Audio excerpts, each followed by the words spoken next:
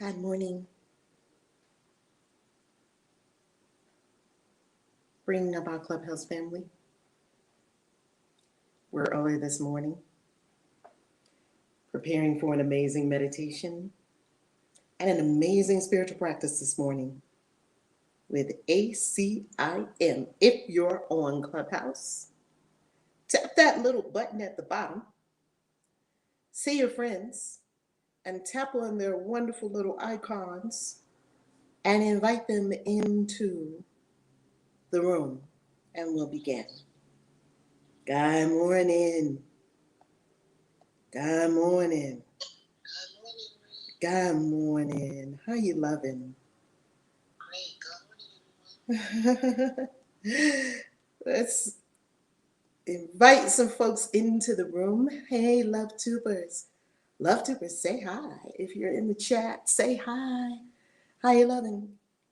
My day yesterday at the ancient city of Teotihuacan. Okay, this morning my legs are sore. When we do the retreat there, y'all, you better do yoga. You start now doing yoga so you'll be ready for the spring equinox. Start now doing yoga so you will be ready for the spring equinox. You have about 2.5 months. Plenty of time to get your body in beautiful formation. Let's begin. It is exactly 7 a.m. Eastern Time. Deep breath.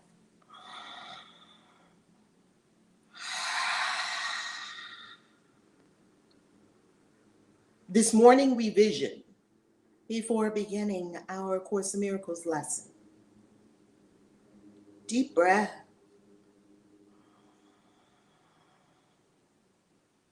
Breathe.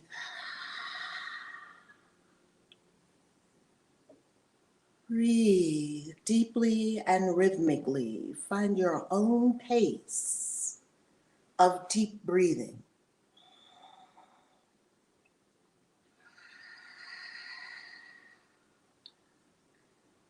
Breathe and become aware of your body. Scan your body. Scan your energetic bodies, the 7 sheaths surrounding your physical body. Scan your energetic bodies.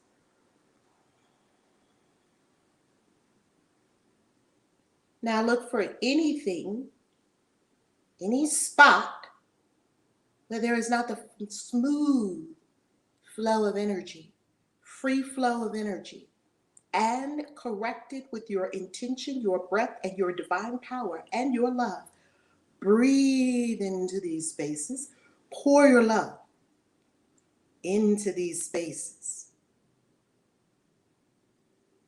See your love as a golden, great golden light pouring through your being, clearing density, clearing stagnation, clearing fear, clearing nervousness, clearing anxiety, clearing stress. You're simply breathing and clearing yourself by your intention, your breath, and your love. Clearing procrastination, another form of fear. You're clearing your physical body and your etheric and energetic bodies surrounding your physical body. You're clearing unworthiness. We are clearing guilt.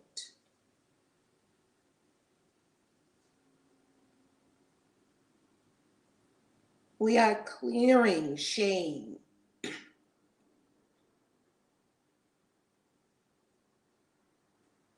We are clearing littleness, living a life littler than you know you are divinely potentialized and actualized to do.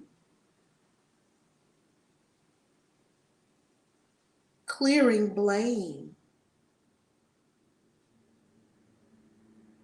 clearing projection. Clear, clear, clear. Clean emotional body, clean energetic bodies, clean and clear physical body, clean and clear energy from which you're manifesting. Clean your pool. So you have sparkling clear waters. Your consciousness, clean, clear, mind like water. Clean water. And now, go to your third eye. All awareness at the brow chakra. In your third eye, brow chakra is showing you a movie from God, straight from source. It's your life. As God powered, potentialized, and gifted you to live, if you choose it. It's all voluntary. Look at the movie. What does source say you are created to be, do, have? This is your true self's movie of yourself on planet Earth in this lifetime. What do you see in the movie? What are you doing? Who are you with?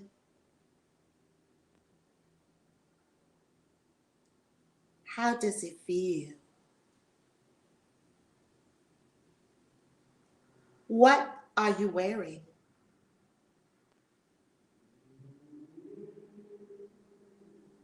What are you doing?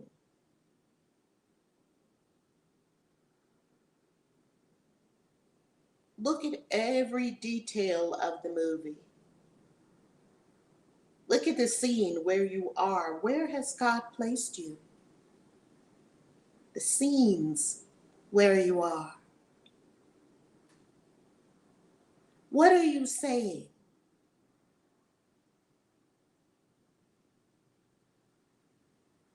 Look at this version of you. The highest activated, most potentialized, fulfilling divine potential you. Look at this you.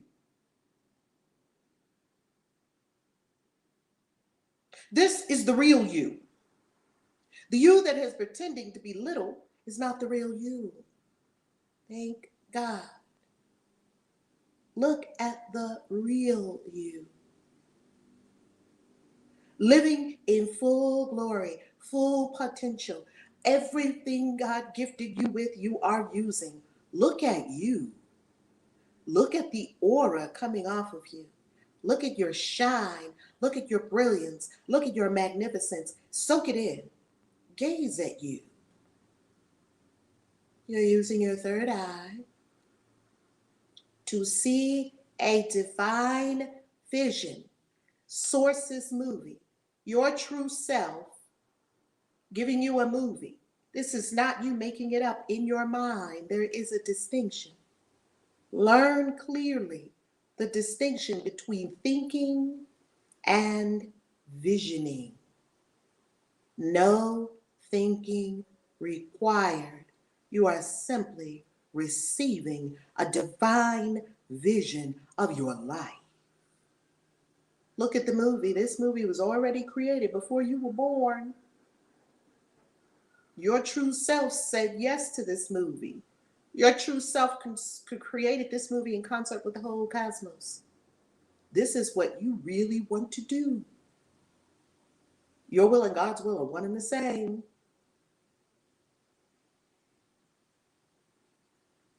Breathe and look at this you.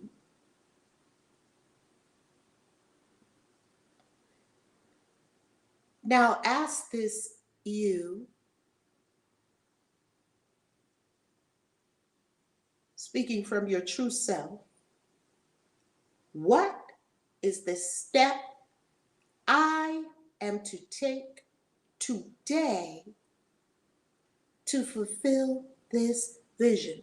Don't ask for something big.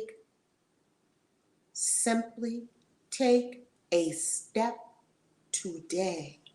What is the step I am to take today? If you ask this every morning, you'll be there in no time. To fulfill this vision, to become this being that is my highest expression of source, my true self on this planet. Receive the answer.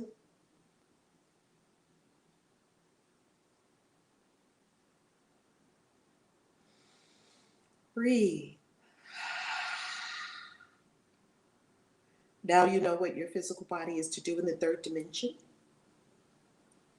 And now in your third eye, get up and walk up to the screen of the movie. Get up in your third eye and walk up to the screen.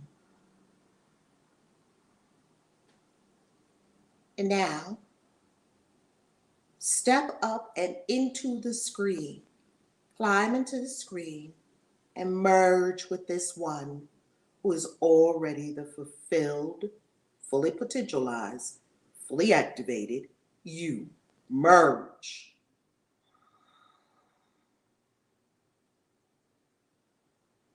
Feel yourself become the being that is in the movie. Now merged with your true activated self. You want to see that now your life will look exactly like the movie. You have said yes to it. You have merged with it. You have become one with the vision. You are the vision itself.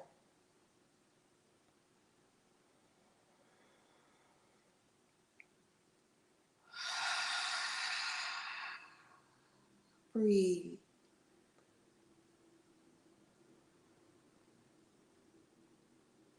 Feel good now. Breathe. Feel your empowered self now. Breathe, beloved. Feel your activated, fully actualized, fully potentialized self now. Breathe and feel into this new you, this ready you, this real you.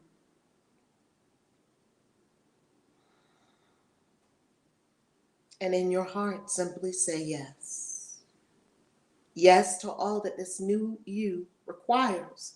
Say yes.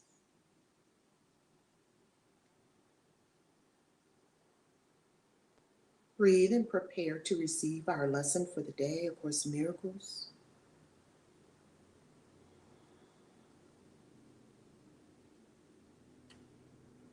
And hold your meditative state as we receive the Course in Miracles today. Lesson 8. My mind is preoccupied with past thoughts. My mind is preoccupied. Look down first and slowly raise your gaze and prepare for our Course in Miracles lesson this morning.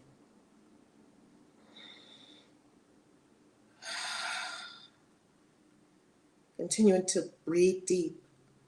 Hold your composure.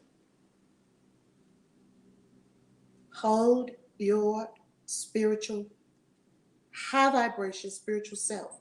Hold it. Lesson 8. My mind is preoccupied with past thoughts. Say it to yourself. My mind is preoccupied with past thoughts. Again, my mind is preoccupied with past thoughts. Again, my mind is preoccupied with past thoughts. Again, my mind is preoccupied with past thoughts. This is the central idea for the day. This idea is, of course, The reason why you see only the past, which was number 7. No one really sees anything. He sees only his thoughts projected outward. I'm going to say that again. No one sees anything.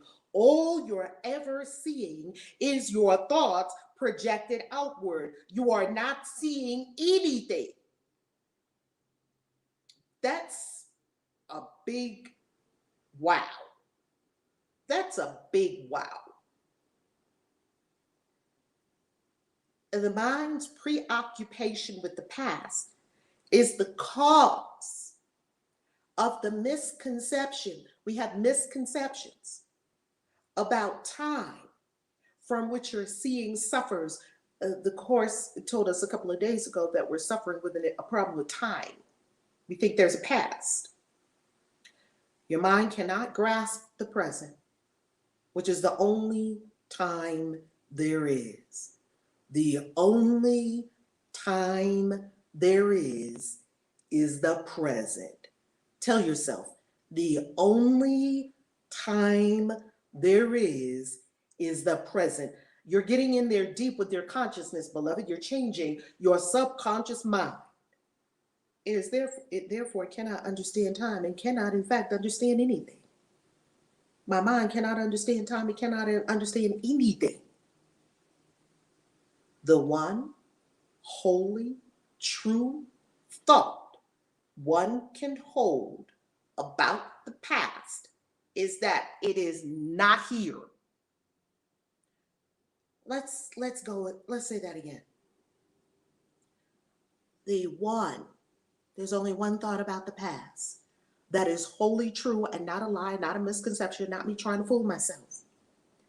The only true thought I can tell myself about the past is that it is not here.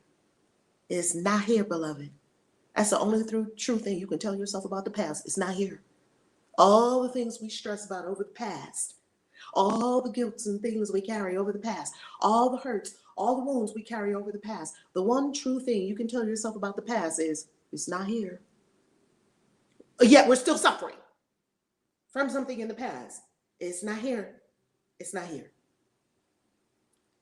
To think about it at all is therefore to think about illusions.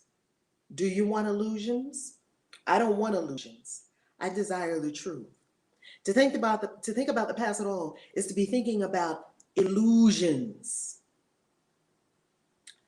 Very few have realized what is actually entailed in picturing the past or in anticipating the future. The mind is actually blank when it does this because it is not really thinking about anything.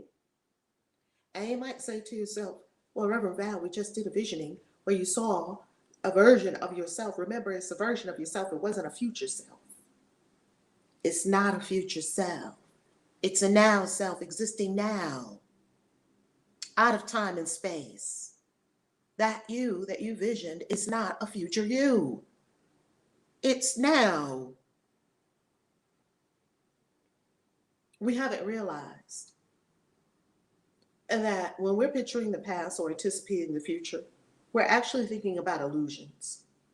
And we're actually not thinking about anything at all. The purpose, pardon me, here's our purpose of our exercises today. The purpose of the exercises for today is to begin to train your mind to recognize when it is really not thinking at all. Remember, for the year we have a mantra. An untrained mind can accomplish nothing, and you need your mind. Why? Because all is mind. We learned this from the 7 laws of Egypt. Ancient Kemet, all is mind.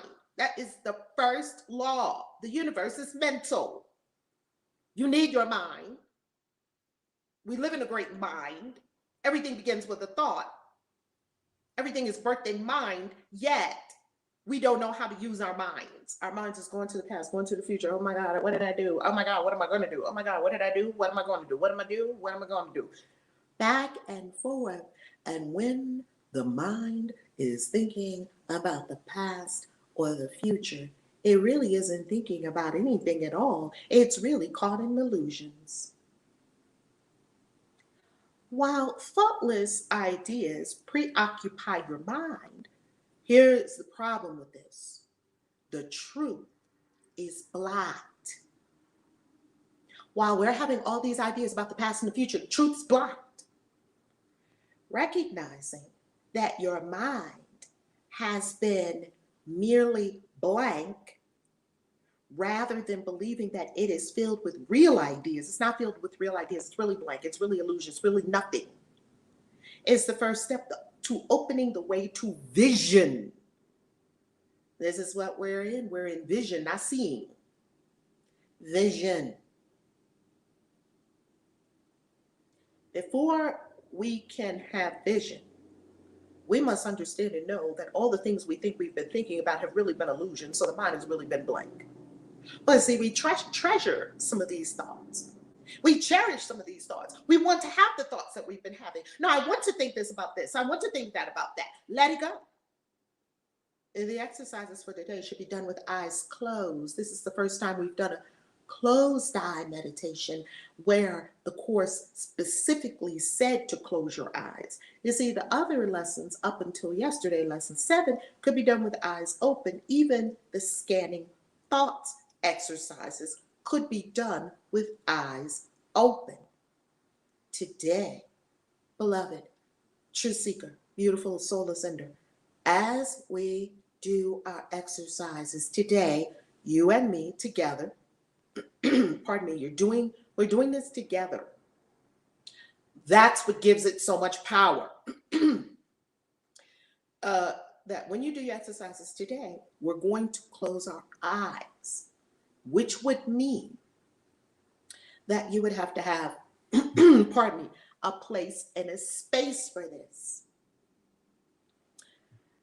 This is because you actually cannot see anything. And it is easier to recognize that no matter how vividly you may picture a thought, you are not seeing anything. Your mind is actually blank.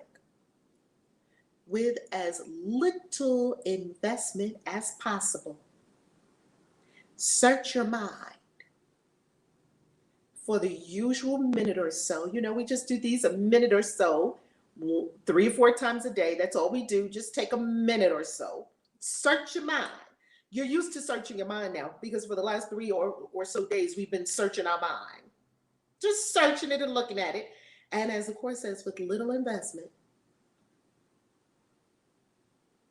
merely noting the thoughts you find there. Oh, just search your mind. Oh, I'm having a thought about drinking water. Oh, I'm having a thought about doing the exercises for today. Oh, I'm having a thought about what am I going to do today? What am I going to eat for breakfast? Oh, yeah, just search your mind. Name each one by the central figure or theme it contains and pass on to the next. Introduce the practice period by saying, I seem to be thinking about blank. You're going to name the essential figure or theme the thought contains. Okay, I'm going to search my mind. I seem to be thinking about water. I seem to be thinking about what I'm going to do later on today. I seem to be thinking about, is this outfit the outfit I want to wear when I do my photo shoot? You see what the mind is doing? It's doing a lot. And it's nothing. Then name each of your thoughts specifically. For example, I seem to be thinking about name of a person, about name of a subject, about name of an emotion. I seem to be thinking about my boo, that's the person, about name of an object, about this movie we went to see, about name of an emotion, about how I got mad in the movie theater because of something that happened. He was looking at another booty. That's a good one. Just scan your mind. Or I seem to be thinking about my kids, about name an object, about their auntie. Well, that's not an object. Okay, I seem to be thinking about my kids as a person.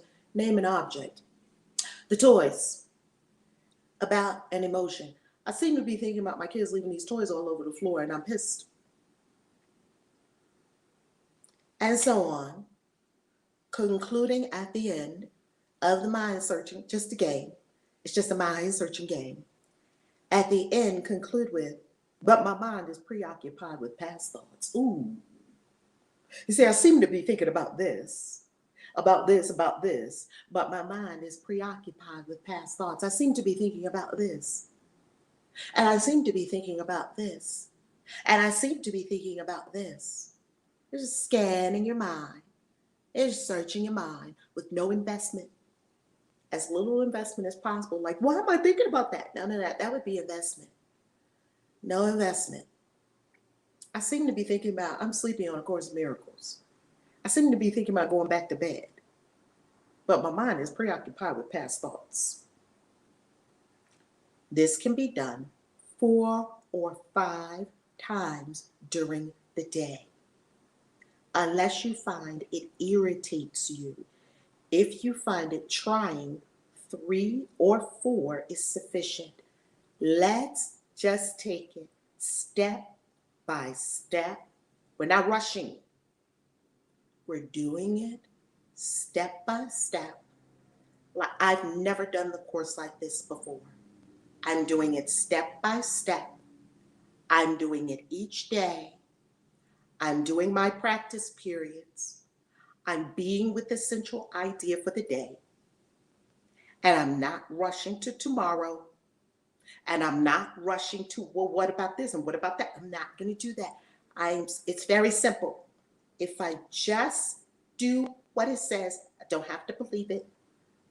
I don't have to think anything about it. I don't have to hold opinions about it. Just do it. If you find it trying, 3 or 4 times is sufficient. You might find it helpful, however, to include your irritation. Pardon me. I seem to be thinking about why I got this scratchy throat.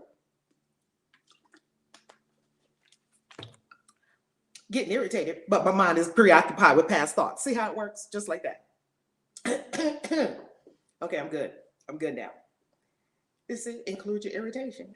If you're doing the exercises and you find that you get irritated, include your irritation or any emotion that the idea for today may induce in the mind searching itself. That is lesson 8.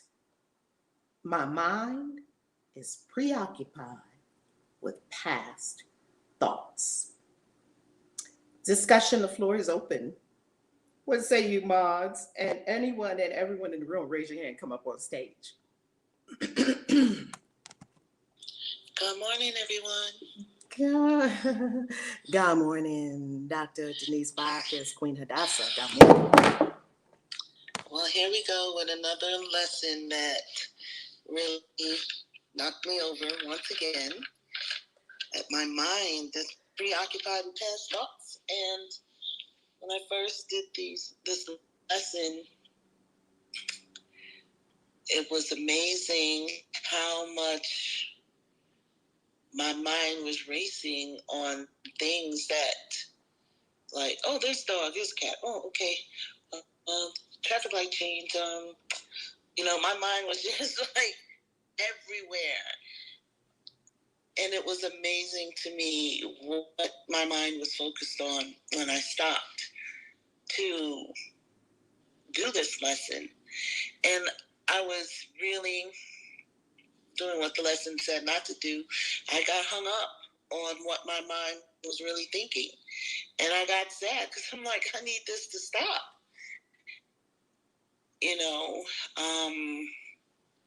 And it took a long time for me to be able to quiet my mind to the point where I can guide it now in its thinking, and when it goes off, I know what to do to bring myself back to center. But it's amazing what this mind does when it's untrained. And so I'm learning to how do I say? I'm learning to understand why I'm doing what I'm doing, and then I'm understanding how to not do that. And this is what this lesson has opened up for me, the beginning part of how to train my mind by understanding and recognizing that, it says right here, my mind is preoccupied with past thoughts. And the part that got me was the mind not really thinking about anything and recognizing that the mind is blank. And that was the first step to opening the way to vision. So once I understood that my mind is doing nothing really, that allowed me to have a space in meditation for vision, to open myself up to show me something that I've never seen before. If everything I've seen before, then show me something new, something brand new. And so that's what I spend time doing with my mind now. Asking, seeking, envisioning, co-creating, and believing in the now, as opposed to the terrifying future or the terrifying past. Really focusing in on the now. And it's a skill for me. So I appreciate this walk, and I'm going to be gentle, as you say, Rev, with myself and not beat myself up with these lessons. And I'm complete. Love it.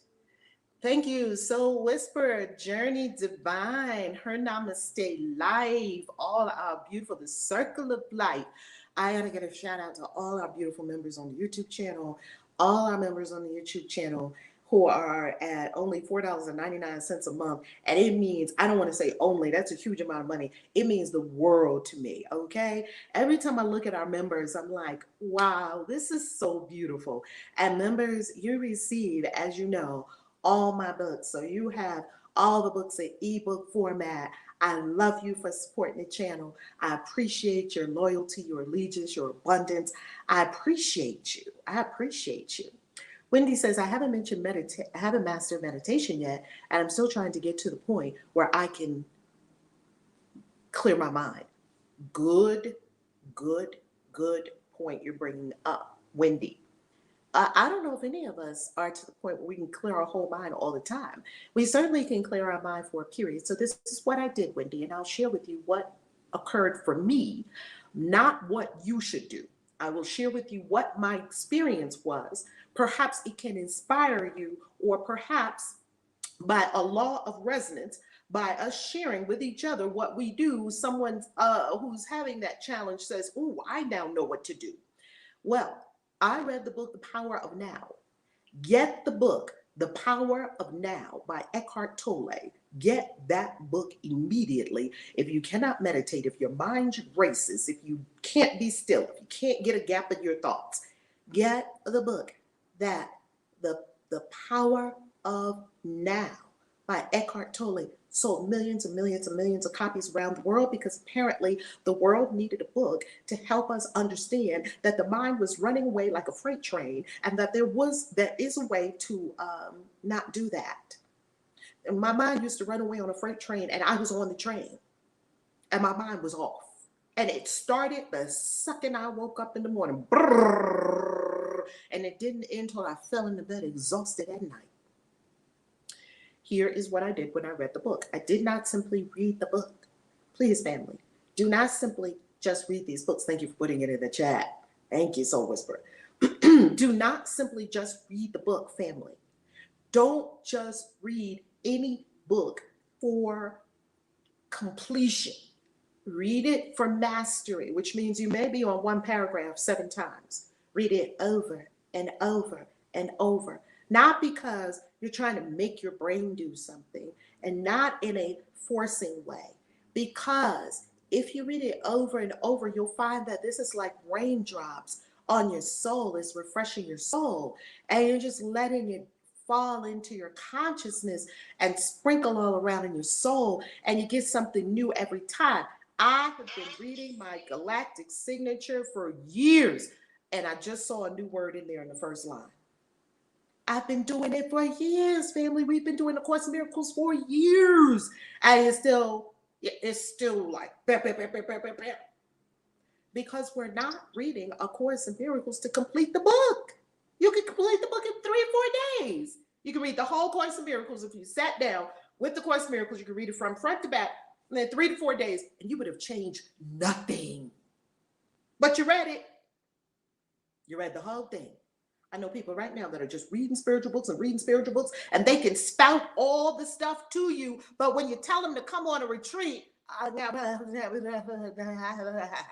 they can't get off the sofa. I'm talking to you. They can't get off the sofa. They can't leave their house, their mama and their daddy, like Christ said. Get on a plane and go somewhere without being afraid of catching something or afraid of some, do I have to be vaxxed or do I have to get a stick up my nose? And go to an ancient city or go on to Sedona or go to Salem. Can't do it. But they can tell you, they read all the spiritual books. But they have not actualized an iota, not one iota have they activated. So what's the point? What's the point? It just filled your head with some more stuff. Yay. How's it helping? How's it serving anyone? How's it lifting the world? How's it inspiring everyone? Because you read another book. We don't even know you read the book. You read the book in your house. Oh, that was a good book. You read it, you finished it, but it didn't actualize anything, and you didn't get up and do anything different, and you didn't change the vibration within yourself, which means nothing changed in the world. What was the point? You see, if you read The Power of Now by Eckhart Tolle, and let's say you work with that book for the whole year, and let's say you're gonna read, yes, right, Journey Divine. Y'all know what I'm talking about.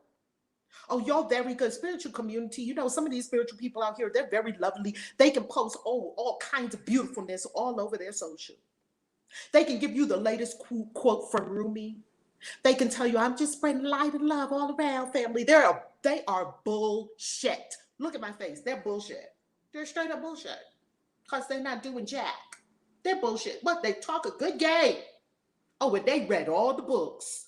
You seen these spiritual people. They come in, namaste, love and light, peace be unto you, blessings, beloved. They got the lingo. They got the whole lingo. They're wearing the crystals. Oh, they dripping crystals. They got the onks. They vegan. They got the whole, don't get me started on spiritual people. Do not get me started on spiritual people that are just, it's bullshit. It's all nothingness. Because have they stepped up and lived their destiny yet? Have they stepped up and done the really scary stuff? No. You know what they do? Ooh, you feel it, right? You know what they do?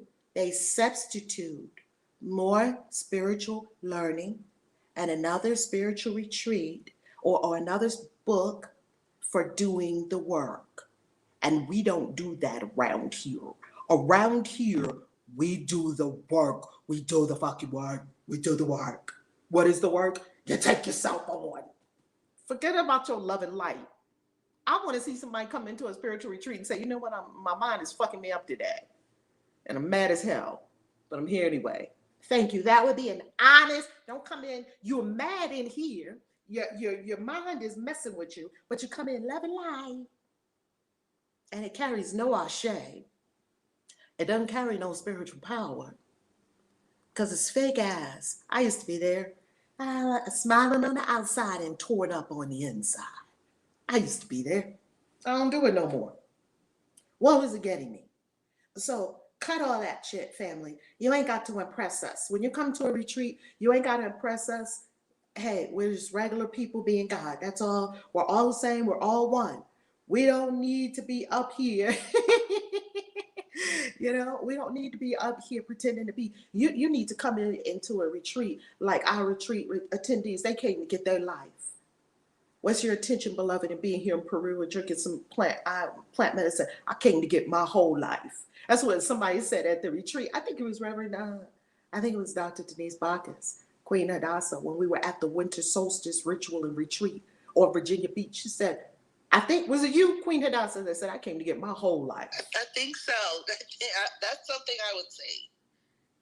Okay. Forget all that. Love and light. If it's not what's really going on, get to what's really going on. Ooh, get in there.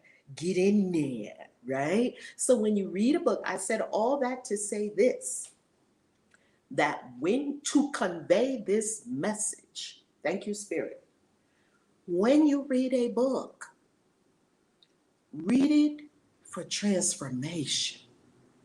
Read it and say, listen, I am going to get some transformation out of this book. Just grab the book.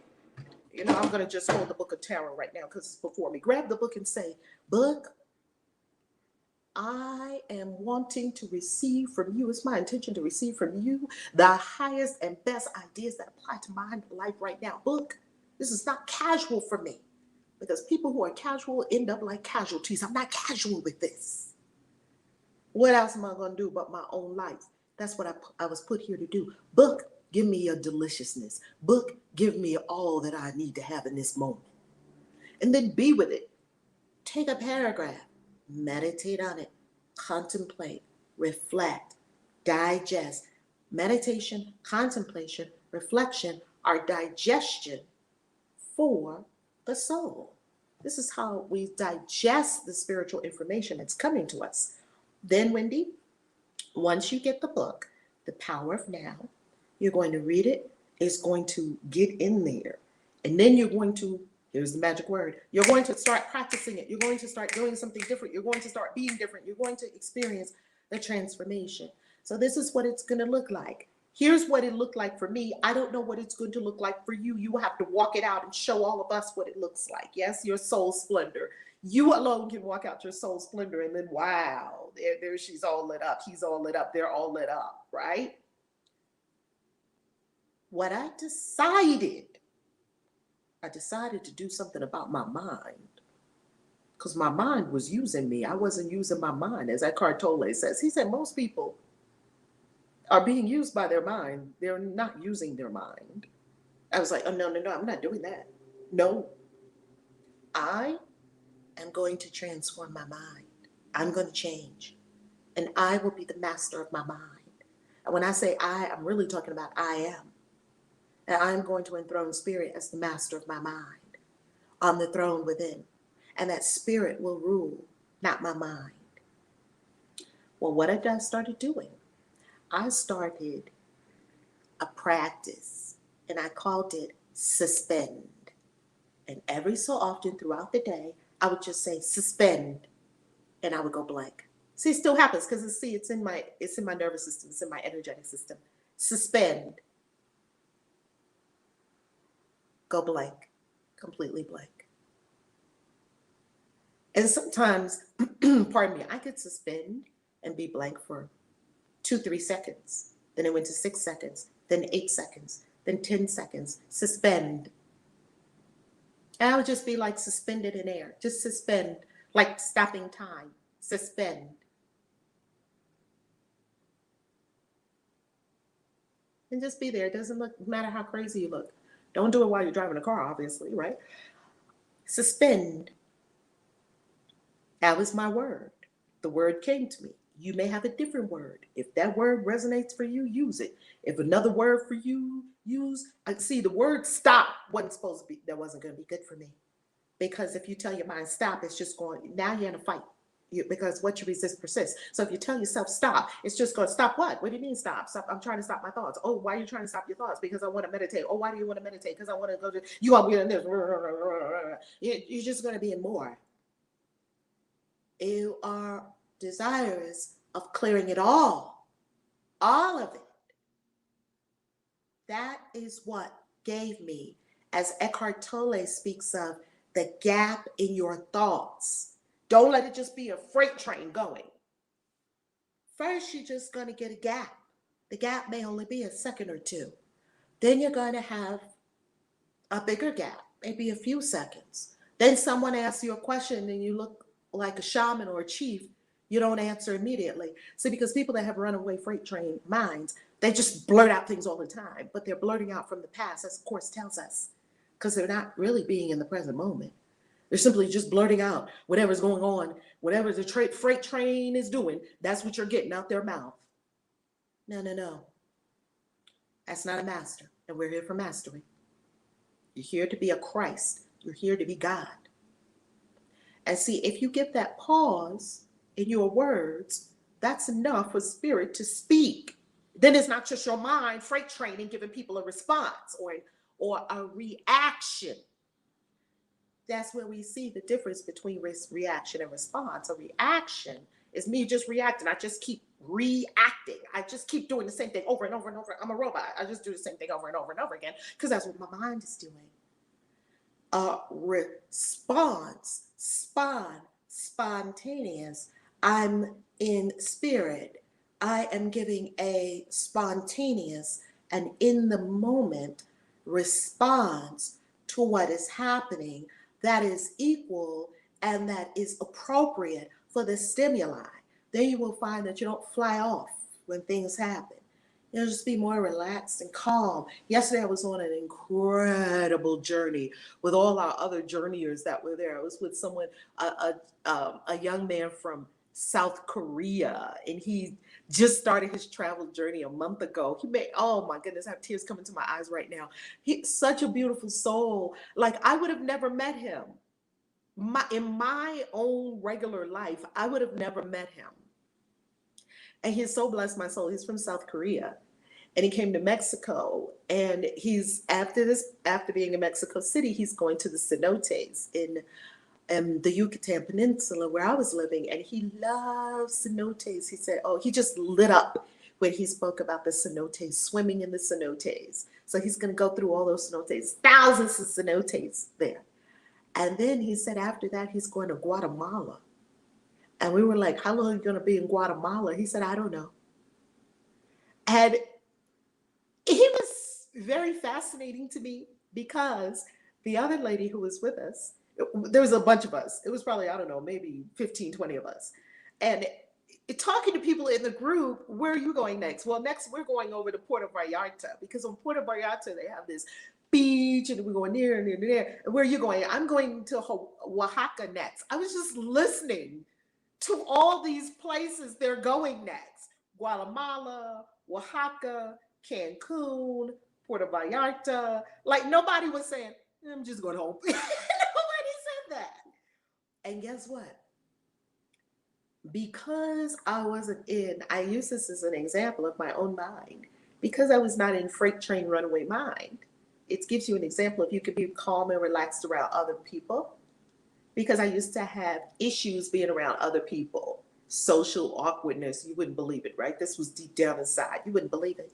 Deep down inside, nervous around other people. I'm going to say, I don't know them. That little, I get over it very quick because I can make a new friend like that. But right as you get ready to step out your comfort zone and say something to a person that you don't know from another country, they don't speak your language, and you're in a foreign country and you're talking to foreign people that are not even from that foreign country that you're currently in. It's like, wow, I'm in South Korea right now. And then the lady that was sitting next to me, she is sitting at our table as we were dining together. She was in South Africa.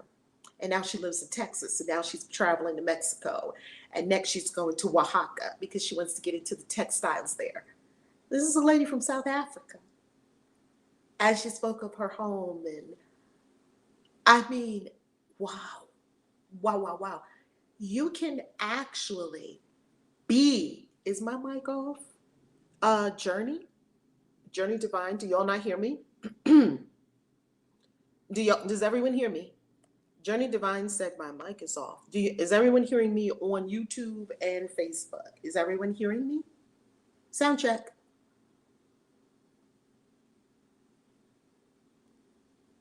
Sound check. Are y'all hearing me on Clubhouse? Something's going strange with Clubhouse, it looks like. Hey, can y'all hear me on Clubhouse? Okay, they can hear me. Reverend Z, you can hear me on Clubhouse, or you're on Clubhouse, or everything okay? Okay, everything okay. On Clubhouse, can y'all hear me?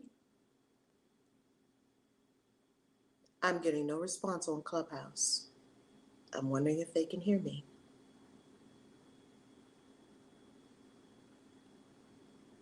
Okay. Are y'all hearing me on Clubhouse? Are y'all hearing me on Clubhouse? Sound check. Okay. I'm going to come back into the room on Clubhouse. Thank you very much. So basically, I'm saying that to say that when the mind is running around and running every which way, you cannot even be present. Am I being heard on Clubhouse? Okay, we can hear you now. Okay, thank you, thank you, thank you. Thank you, Latoya. Thank you, thank you, thank you. Okay, now I'm back on Clubhouse. Okay, thank you. Something happened there. That when your mind is in this runaway experience of here I am with these incredible beings. I'm with someone from South Africa. I'm with someone from South Korea. I'm with someone who's going to Puerto Vallarta next week. Him and his partner, the two of them is such a cute couple. I don't know if they were husband and wife or girlfriend, boyfriend, or whatever. They were holding hands. It was just so cute. There's a lot of cute couples with us. It was a lot of all kinds of people, all ages, all ethnicities, all kinds of people were with us yesterday in that group of 15 to 20 people. And normally that would be a group, you know no one. You know no one. You're talking to people from all over the world. You're talking to people of all different backgrounds. One was an architect. One was, I don't even know what many of the other people did. We were talking about all kinds of things, travel, and about Teotihuacan. And in those experiences, can you really, this is just giving you an example, can you really be with people if your mind is running away? Freight train, no. And then you're not getting the deliciousness of where you are. Yes, because your mind is,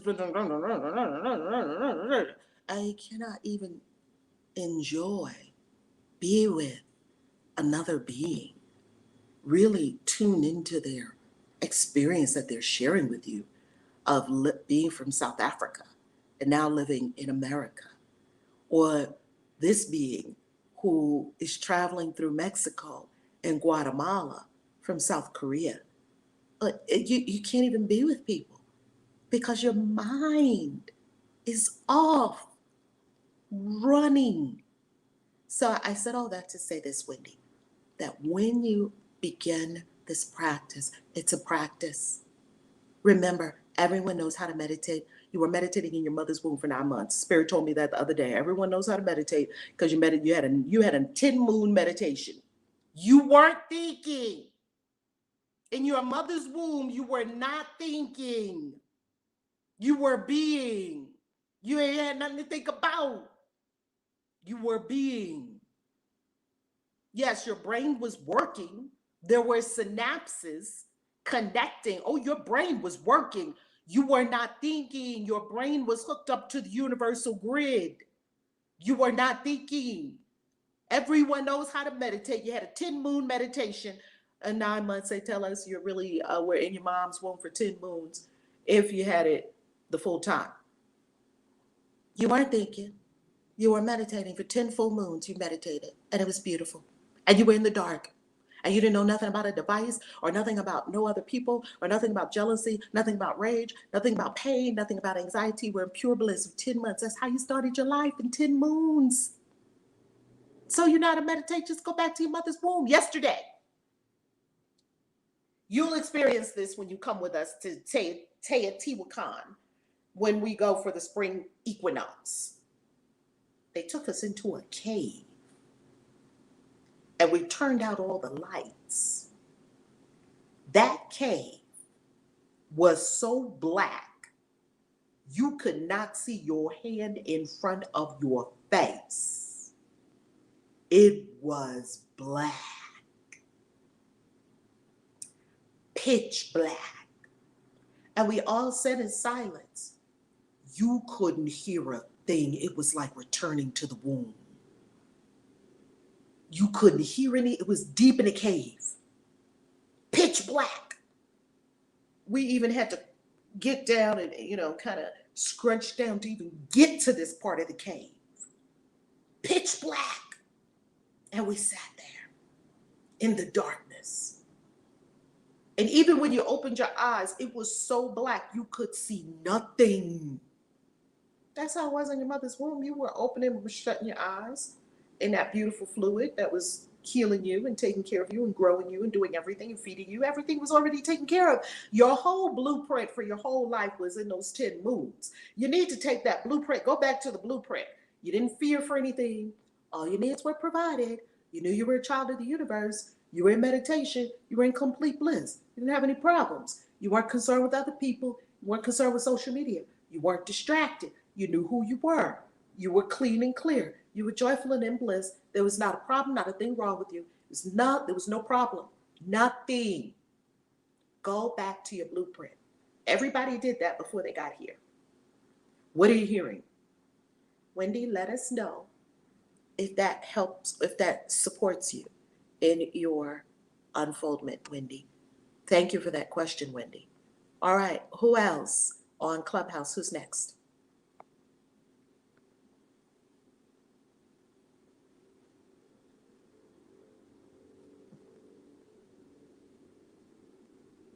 Do y'all hear me on Clubhouse? Who's next? Yeah, we hear you. Oh, okay, good. Good. It's Colton next. Hey, Colton, how you loving? Hey, good morning. Good morning.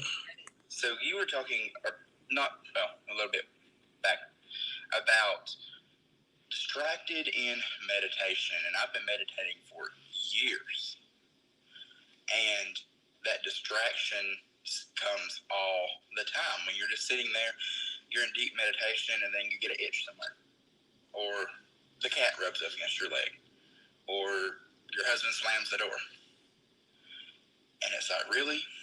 And it's just really irritating when you're in meditation and something snaps you out of it.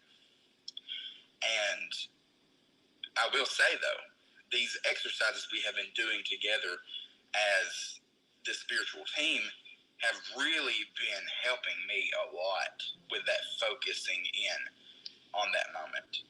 So I was just going to say thank you for that. I love that, Colton, because you do notice that when you're sitting in meditation for a while, oh, my knee, oh, my foot fell asleep. Oh, I'm hungry. Yeah, you start thinking about things that you're going to do that day, and then you're like, I could really use something to drink. It just, our human side is irritating, and our human and spiritual side are competing for our attention. So. Thank you for that, Colton.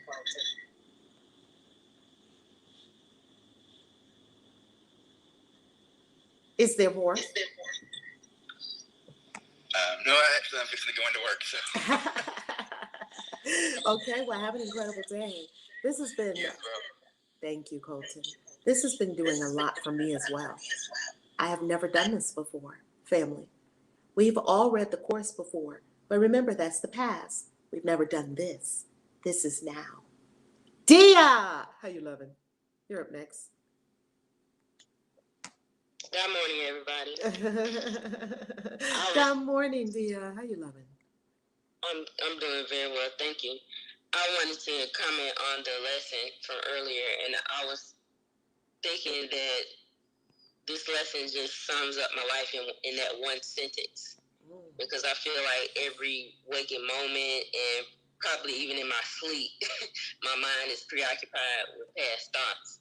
So for me, instead of calling it a Course in Miracles, I would call it a Course of Answers, because I feel like it's giving me answers to questions that I've always been meditating on throughout my life, seeking answers to thus far in my life. So I'm really glad to be taking a part in this group study so that I can take this time to learn these lessons day by day and get the insights from others, because I feel like it gives me a sense of relief from being here.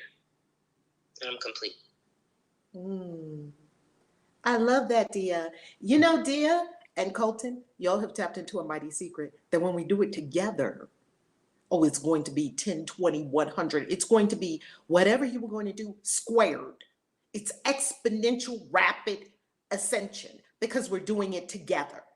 I'm telling you, I wouldn't be doing the same thing if I was doing it with myself, which I love being with myself. I love my meditations with myself.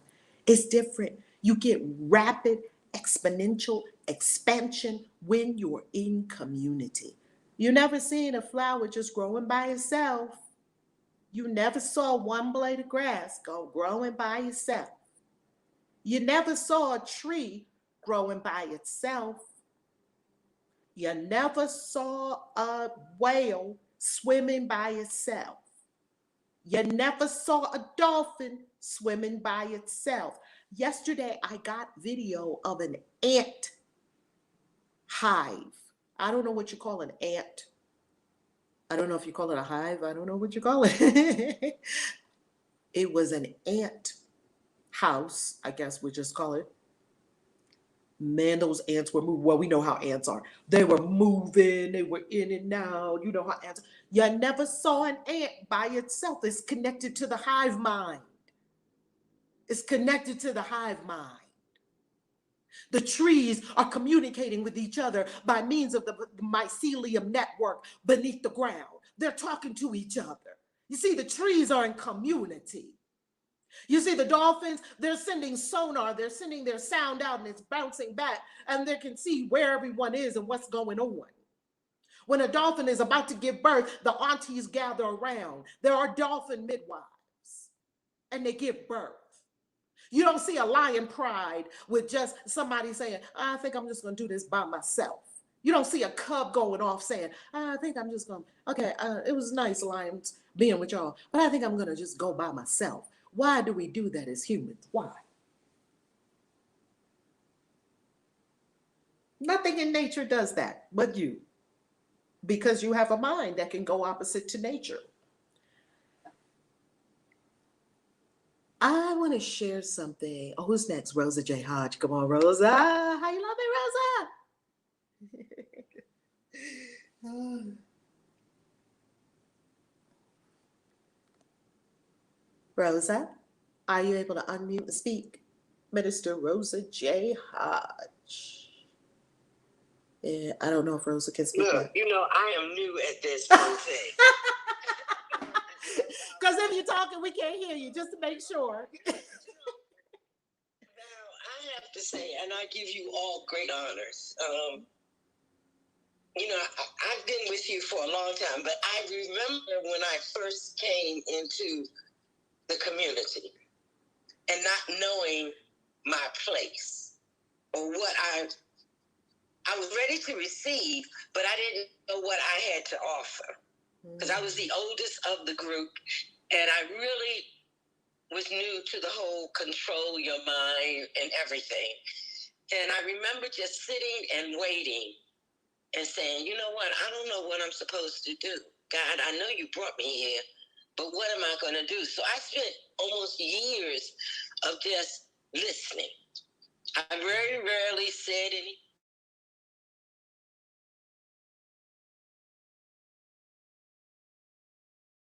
In this whole process that it is for me to control my mind. I am not a body. I am not a mind, but I can control all of it, and I use this thing and use this knowledge to heal relationships, to not go through conflict, to not get all angry. It's amazing how much I have expanded over the last 14 years. And in all honesty, when I first came into the community of Red Bow, I was scared as shit. I was like, these ladies. I remember your face, Rosa, when we were at that Virginia Beach retreat. Yeah, that was amazing. Yeah. Your face was, you were looking at us like, I was wondering what you were thinking, because you were looking at us like, have I just landed on another planet? That's exactly how I felt. And then on top of that, I had just recently begun sobriety. So I'm in this process of learning to be sober and learning to be God. And it was just an amazing experience. And it wasn't always difficult for me because I would just sit with shit. You know what I'm saying? I remember one time when you said and TJ, what was her name? What's her name? Joanne Gilchrist. Oh yeah. And you both said there's only one truth. And I looked and I said, really? But I now understand what you meant, you know. So it is my lesson to learn to control and be aware of my thoughts and ask myself, is that the truth? Do I need to express that? Or is it just for me to sit with? This has been these last 14 years in your community and Joanne and Lady Love's community and my church community. They've all meshed together. It was like God was telling me that I had so much to learn, that I need to just sit and be still. And that's when meditation started with me too. And I like the fact that you said we spent 9 months meditating in our mother's stomach. And a lot of times being in that space of in my mom, I experienced the stuff that she experienced. Mm-hmm. And a lot of her stuff was not nice because my father was crazy. So I realized that in these last 14 years that there were some things that I needed to heal from being in that experience of being in the womb. Because a lot of the things that I learned in that womb created who I was, you know, up until this point. It's just been such a awesome journey. And I'm so grateful that I was not afraid to experience it. You know, not saying that everything was pleasant, but now I look back on it and it was the best thing ever for me. So I just wanted to say, you know, this whole experience with you and the Course in Miracles has given me a different, as it should, a different intake in this whole experience called life. And I know nothing is by accident. I was meant to be in this community. Mm-hmm. I was meant to learn and to teach in this community. And I am so grateful to be able to acknowledge that, to become more aware of everything around me. It makes for better relationships. It makes for a better life. Don't get mad, bro. Just learn. Ooh. So anyway, I am complete. And I just wanted to say you guys are the bomb.com. And I am so grateful to be here again. And I'm complete. Rosa, you got me over here crying because it made me think about all those boost retreats. Oh my goodness. Zaya need to come up here on stage and talk about it because I don't know what I would do if I wasn't in spiritual community, if I didn't have all of y'all around me all the time. I mean, we laugh, we cry, we eat, we go places. We just want to be together. Because we know we're each individually doing our work, but isn't it more fun if you go on a retreat and do it all together, all of us? You're gonna laugh. You're definitely gonna laugh. Uh-huh. See, I want to be like you. I want to be like you. I want to have enough balls to get up and move out of the country. And I have that one fear that type 1 diabetes could hold me back. However, I am beginning to realize that can't nothing hold me back if I want to do it. So, yeah, I plan on coming to you with you on one of these retreats or a couple of them. Because I enjoy that community. I enjoy your community. And all the crazy brothers and sisters who are not insane, but are open and willing to expand. Because we're not normal people. I mean, people get that as soon as they walk in, like, who is this bunch of? We're just a bunch of people doing what we do. Okay. Yeah. And it's not supposed to look a certain way, and people not supposed to be normal. You're not supposed to be like everybody else. You're supposed to show up and shine. Yeah. Right? Yeah. And I am so grateful. I am so grateful. I am just so grateful. Gratitude is where I live these days for everything. Rosa, for all the experiences. Oh my God, Rosa, do you remember when we were coming back from Chicago? Zaire remembers this too. When we were coming back, or I think I can't speak for Zaire. I'm going to say perhaps Zaire remembers this too. When we were coming back from Chicago, driving back, and both me and Janine at the exact same moment got the same thing. We stood up, was like, oh, we got to go because it was so beautiful there where we were in Chicago. Do you remember we were at that beautiful home in Chicago? You know, all that delicious food on the retreat, forgiveness weekend, sunrise service, and all that. Oh, it was so beautiful. We did a road trip, and it was a few cars, and we did the road trip out there. We did the road trip back, and we met up with some more family members while we were there. And when we were, it was Sunday. It was Sunday evening. And we were like, should we stay till tomorrow? Should we, because, we can do that if we want to. If we want to stay till tomorrow, we can stay till tomorrow. A couple of people said, well, I'm going to go to work because I think Tracy, my beautiful sister, Tracy's Bobby White, she said she was going to go ahead on back. And I think she had her car and maybe a couple of people going with us. And a bunch of us were saying, maybe we'll stay. And we were just chilling and relaxing. All of a sudden, both me and Janine, we were in two different rooms. Both me and Janine stood up and said, we got to go. And Janine came to me in the room where I still remember where I was. I was upstairs in one of the bedrooms. And Janine came to me and said, and I said, I looked at her face and said, I know, we got to go, right? She said, yes, now. I was like, right now. We both got the thing at the same time. We didn't even know what it was. We said, okay, time to roll. Everybody pack up. Then do you remember that a few people was like, what's going on, Rev? I don't feel like it. I'm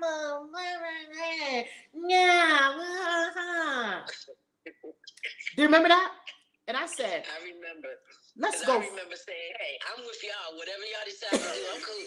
So you have some people that be like, okay, let's do it. Then you got the resistors among them. Like, That's just my resistance coming up and showing itself. That's all, right? And then you have people that are just asking questions. You're just clueless, like, what's going on, right? And so, and so we started getting a little, and some lack of limitation came up too. Oh, but oh my goodness, and money, and I don't know how that factored in. I don't know how that factored in because we already knew we were going to get back. So I don't know but I did remember that lack of limitation was part of the conversation. Resistance was part of the conversation. Basically, Spirit was just showing us ourselves. Okay, I said, let's go for a walk. I don't know if y'all remember that. And we started walking. And I said, let me tell you something. If God tells you to move, you better move. How is this showing up in your life? God tell you to move, and you still sitting there waiting. No, I'm too hungry. I just ate. I'm too sleepy to make that drive all the way back to Maryland. We was driving from Chicago to Maryland. We was going to be driving all night. Okay, Rev, we good now. We good. We had to have a come to Jesus. Yes, we did. Because sometimes you got to have, what you say? And we left. Hello. That was a crazy ride home, though. That was an insane ride home. Because what happened as soon as we got in the car, I'm telling you, we had scooped up our stuff, got in the car, gassed up the car, and about 30 minutes into the drive, ding, ding, ding, ding, ding, my phone rang. It's my daughter. Mom, I'm locked up. Oh, yeah. I'm at a retreat. I don't know my daughter got arrested. You see, I don't know that, but Spirit is telling me you better move. I'm like, ooh, I better move. You don't know why you're moving. Stop asking so many questions. Get up and move yourself. Like something telling me I got to go home right now. Bye, y'all. I got to go home right now. Come on. When Spirit tells you to move, move. Because we don't have faith and we're not really in that faith space. When God says something, just do it. Just do it. Stop asking so many questions. But what about that? What about that? When you feel it, get up and do that thing. But Val, also that's what the Course teaches us. That's why they do such small tidbits of thought. That's it. It's teaching me, and I'm just talking about me, that I don't have to have explanations or answers to. I just need to do that one thing. That's it. And the rest will It's like in AA, they tell you, more will be revealed. But we can't even do one thing. Right. But what's going to happen after that? And what's going to happen after that? What's going to happen after that? You can't even do this one thing. Scan your mind. Can you do that for 1 minute? 3 or 4 times today, can you do that? So we get in the car. Phone rings. It's my daughter. Ma, I got arrested. Oh my God, for stabbing Jeremiah in the chest. I'm like, oh my God. Oh, I shouldn't have said his name on here because I don't like to say people's names and out people. But y'all don't know his last name. There's many Jeremiahs in the world. That was her current boyfriend. I was stabbing him in the chest. I was like, now I'm in the car like, what? Then her voice goes away after like 15, 30 seconds because, you know, the phone in the jail, you can only talk like 15 or 30 seconds, something like that. And then here came the bail bondsman, Mr. Wilson, I think his name. Hey, this is the bail bondsman. It was almost surreal. Like something was happening in slow motion, like I was watching a movie. What just happened? Like my mind couldn't even wrap around. When I left my house that weekend for the retreat, my daughter was at home with my other daughter, and she's the oldest. So you got it. Okay. The bail bondsman. It's Sunday night. He said, well, we can't do nothing tonight, but, you know, tomorrow morning. Why did Spirit have me leave when it had me leave so in the morning I could go and tend to my child in jail? The bail bondsman. He said, yeah, I'll meet up with you tomorrow. Don't worry, no problem. You know, they got her on $100,000 bail right now. $100,000 bail for stabbing your boyfriend in the chest. Now, where did my mind go? My mind went to the worst possible scenario that either the boy is dead because they can't tell us anything about the boy because of privacy. Is the boy in the hospital? Is the boy in critical condition? Did this child murder somebody? My mind went to the worst possible scenario because that's where the mind will do it. You know what I did? I watched it. I said, I see your mind. You're going over there. And guess what? I just came from a spiritual retreat. I just came from a forgiveness sunrise service. Oh, you messing with the wrong spiritual gangster right now. No. You got the wrong spiritual gangster because I'm about to go in. You got the wrong spiritual gangster today, man. See, on another day, you might have got me. Oh, but not today. I've been with my spiritual community for the weekend. We had our sunrise service and we had our forgiveness service. I spoke on stage and you think I'm going to act crazy? I don't think so. I said to everybody in the car and everybody in the other cars, this is what's going on. Sarai just got arrested. Everybody in the community know all my kids. Sarai just got arrested, stabbing her boyfriend in the chest. That's all I know. They got her on $100,000 bail. I'm going to see what happens in the morning. Now, everybody start praying. I called all the revs, all the magical practitioners. They got the psalms ready. They got the candles going. They got everything. All the spiritual practitioners. Oh, don't worry. You ain't said by the word. I don't care what prayer you praying, because when you're in a situation, you don't care what prayer. Get the Buddhists chanting, get the Christian people calling Jesus, get the Islamic people calling on Allah. I don't care what prayer you're saying. Get all the pagan people having a ritual. Get all of that. I don't care. Get all the Hindu people calling all the Hindu gods that apply to this situation. Do you really care when you're in a situation and you are calling on spiritual practitioners? You don't care what they do as long as you get results. Oh, why did I have to leave then? The whole way home. Remember we played all that gospel music the whole way home, Rosa J. Hodge? We played gospel music in that car.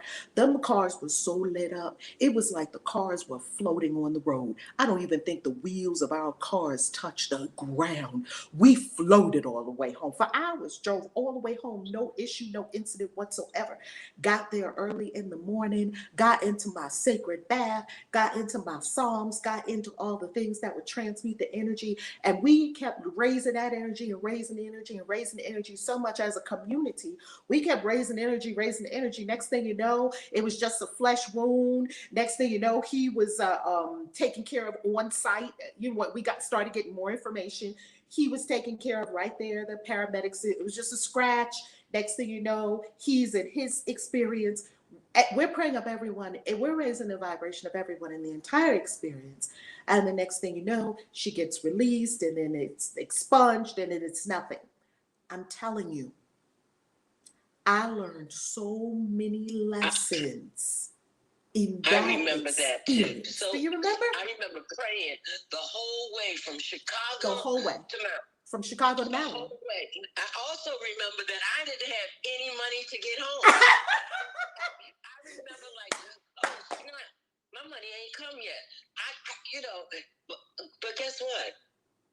I was fed, we ate, we prayed, we listened to music, we talked.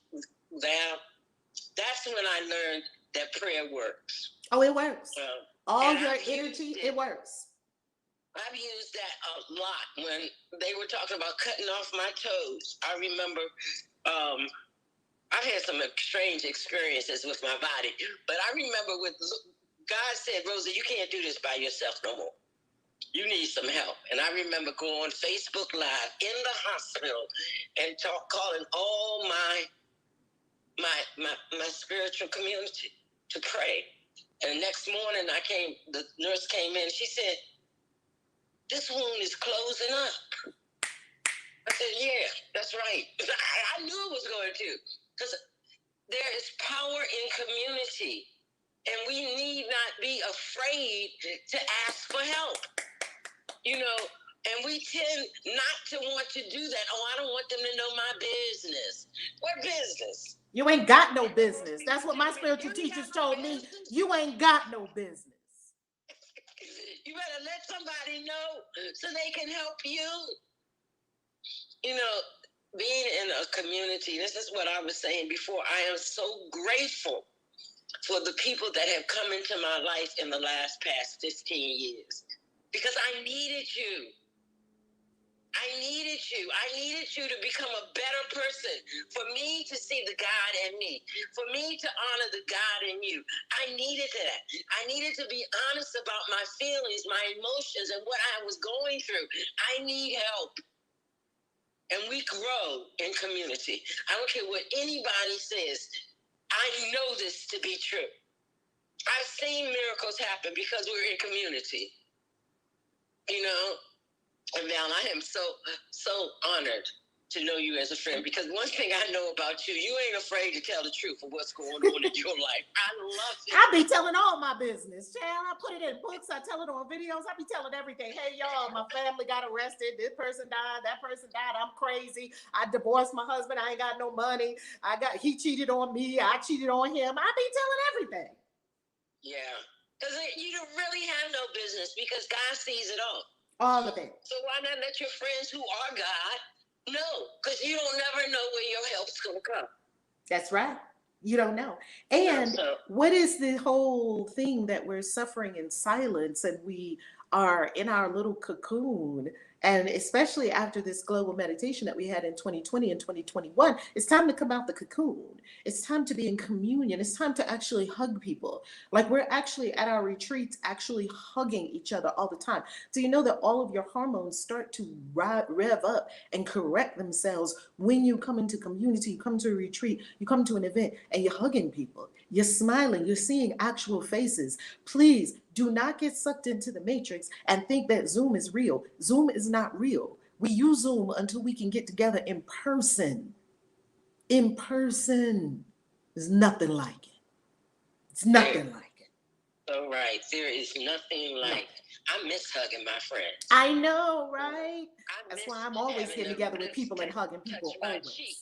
That's right. I miss that. Oh my God. I'm a hug love person. That's who I am. And if you come into the community, shocked when I came back. Yeah, and if you come into people, I was about to say that too, Rosa, and family. Yeah, I was about to say that not everyone is a hugging person. You don't have to be a big hugger. Not everybody's a physical person. You don't have to be a physical person. We're not talking about that. We're talking about, that's one way love expresses. Everything is energy.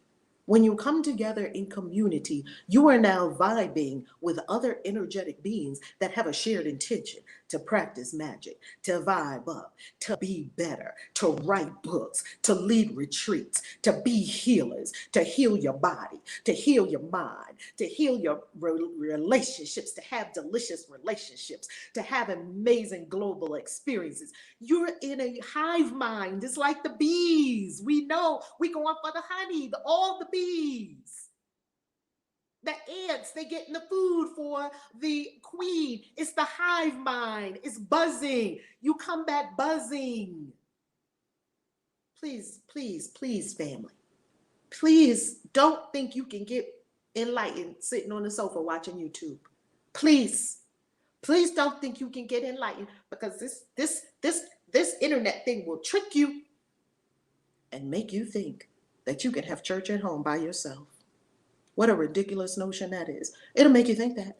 I was on Zoom church. I just went to church. No, you didn't. You sat by yourself in a room watching a screen like all the other people. But you're being gaslit. That's community. Beautiful as Zoom is, we use it in the mystery school until we can get together. It's not a substitute. It's not a replacement.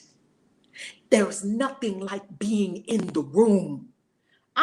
Everybody on stage, what is it like to be in the room? Come up on stage and tell us what it's like to be in the room, because they heard me say it 50 million times. All of y'all have been in the room. What is it like to be in the room? Because we got to get this, family. We can't sit at home. You're not going to do it sitting at home by yourself. It's not going to happen. I got to tell you, here's the next thing that we're doing. We're doing something every month. But next month, here's the next thing we're doing in February. You have 6 weeks to get yourself together for this. This is an easy one. The one I'm about to give you right now is a very easy one. This is our 222 activation on 222 in Miami. It's not even out the country. You ain't even got to leave the country. Get in the car and drive to Miami. I mean, who can't do that? And the first ones to register are going to be able to get these beautiful gift bags that we have, including a tarot deck. Go register. Go to ValerieLove.com, click on events. It's a 222. It's a 1-day event. And it's an activation where together, the power of all of us together, entering the 222 portal of activation for quantum manifestation. You're going to learn quantum physics and how it affects your manifestations. This is science. We're diving into the science. It's a whole day, lunch included. Get to Miami now.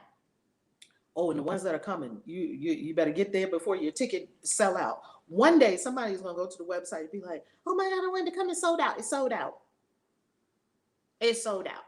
Because you was waiting. Do you know how many people have told me, Reverend Val, I've been watching y'all for years, go all over. Why was you watching, beloved? What was going on? Oh, I was too afraid of it. Just maybe might have not been your time yet. That's okay.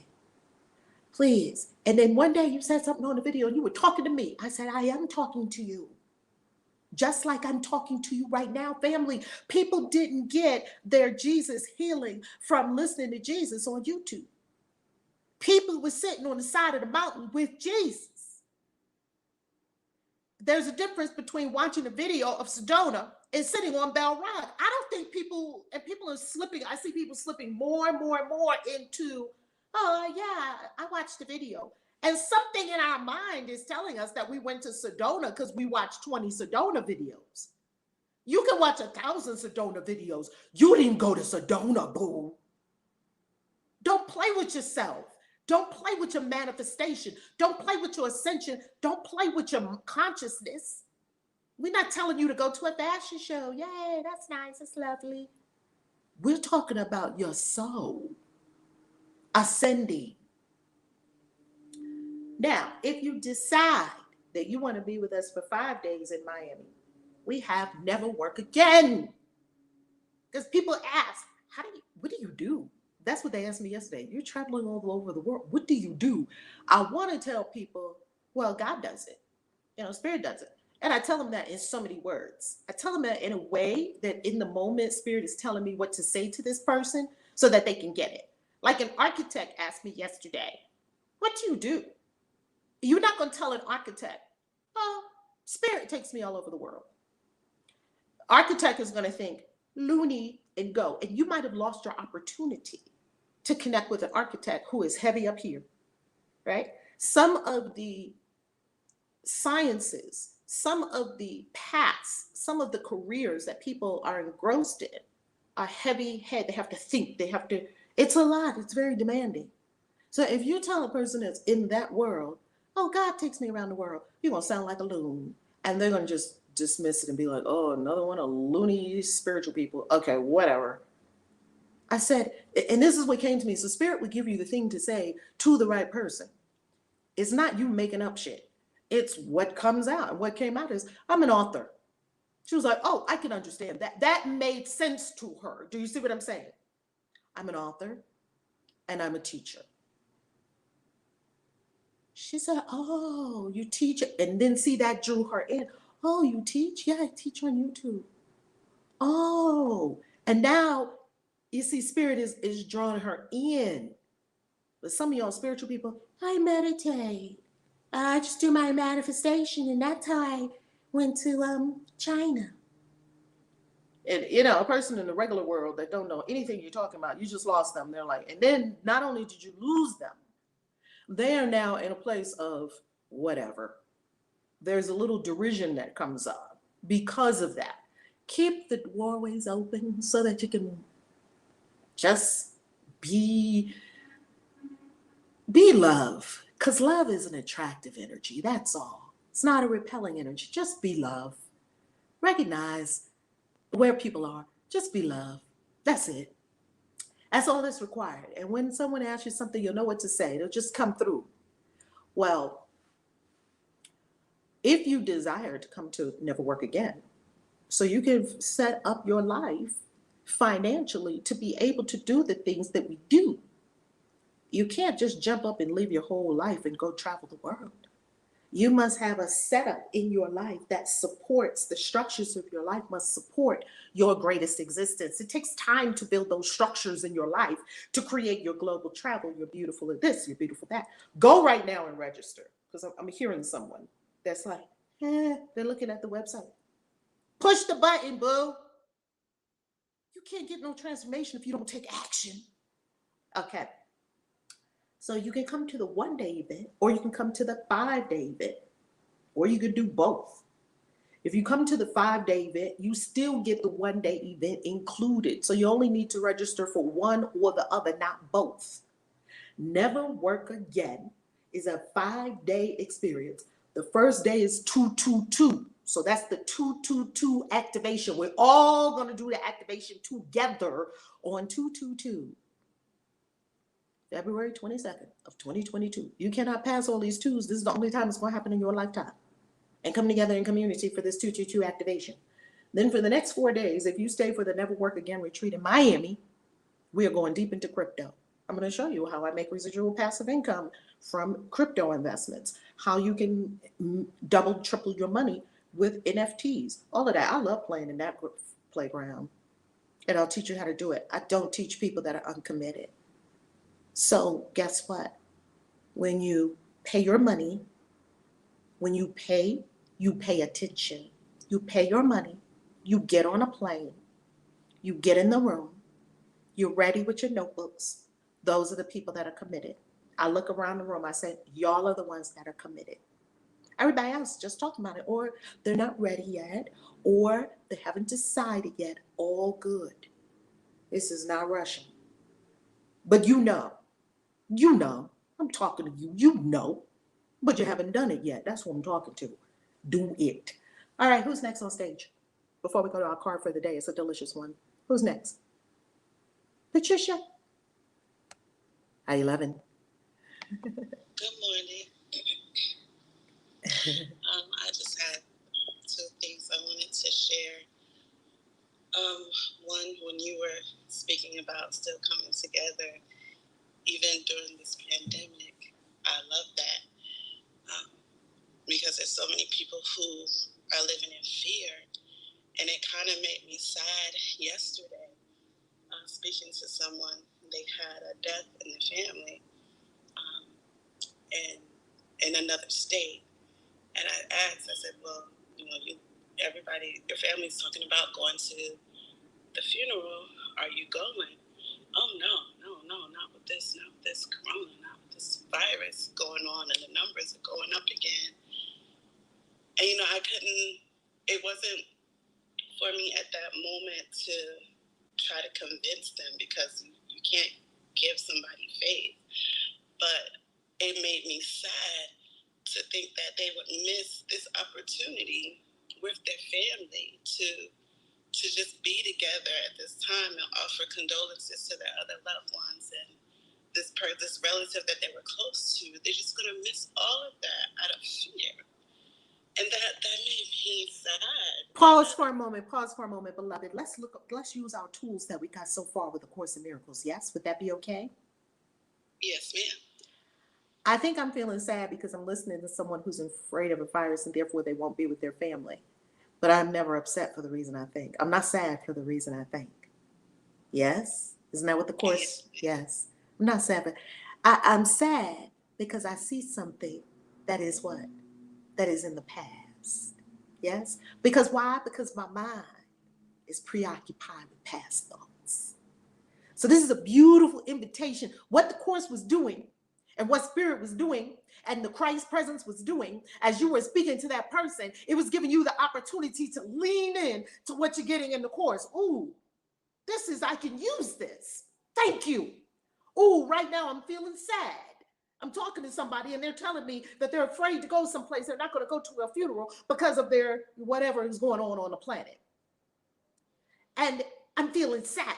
Oh, okay. Thank you. I gotta go. I'm about to do my Course in Miracles. Bye. Matter of fact, you get on at 7 a.m. too. Okay, bye. Love you. I'm feeling sad now because I just however, I'm never upset for the reason I think. I'm never sad for the reason I think.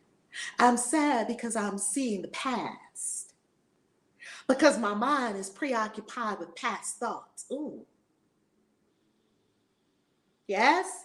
Oh, I'll work with myself. Somebody tell me something like that. I'm like, oh, damn, that's what I'm really thinking. Okay, bye. I got to go. I got to do something. Okay, I love you. See you later. Yes, ma'am.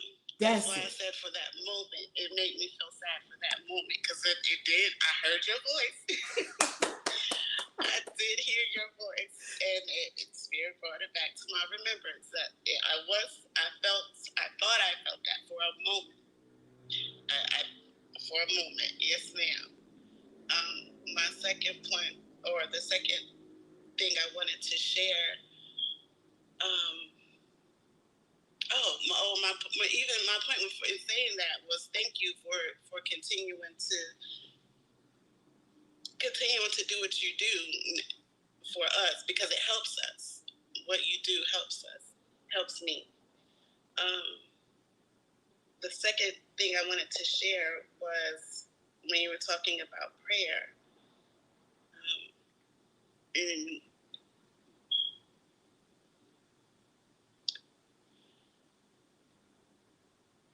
I experienced a couple of months ago, I almost died. And I didn't realize how severe it was at the time. It was the condition releases deadly proteins. Your body releases deadly proteins and you start to break down, and my kidneys were failing. And normally with this condition, there's certain CK levels in your body. They say that it should be zero. This protein should be zero. And that some athletes get it and their levels jump up to 300, and it's critical. It's very serious. Just your levels jumping from 0 to 300 it can be critical. My levels were well over 300,000, not even just 300, well over 300,000. And I was laying there in the hospital. Even before I got to the hospital, I didn't even realize how bad it was. And when you said about prayer, the prayer can be Christians, it can be Buddhists, it can be Hindu. Prayer is prayer. It's the intention. It works. Prayer works. I spoke to my mother, and she I wasn't judgmental because I didn't agree with her choices, her religious choices and things, but it didn't matter. Prayer is prayer. How she chooses to live her life is how she chooses to live anybody, that's their choice. But prayer works. It doesn't matter. Beloved, I want to ask a question. I love this conversation. Are you aware, and maybe you may not be aware, it's all good, it's just an awareness question. Are you aware that there is so much judgment laced in what you're saying about your mom? Are you aware of the judgment or you're not aware? Either way is A-okay. This is our spiritual learning, and it's very laced with judgment.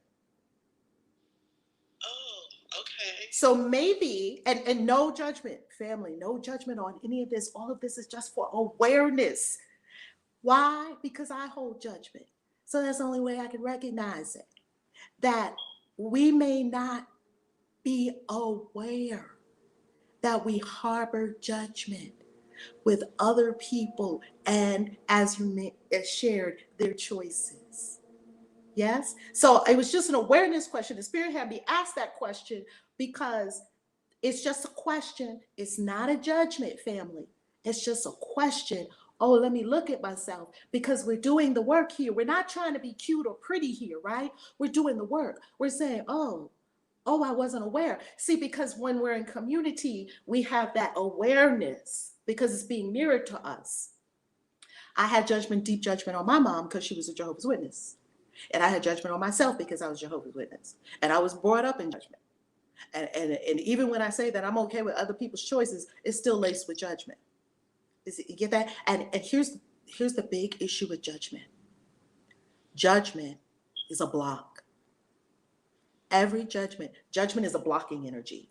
It blocks your money. It blocks your health. It blocks your happiness. Judgment is a blocker.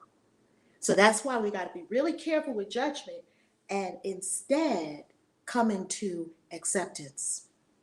Of all people, a true, deep, abiding acceptance. This does not mean I'm okay with everything everybody does, because that's not acceptance. If you think that's what acceptance is, you don't know acceptance. Acceptance means you're at peace with the choices of another.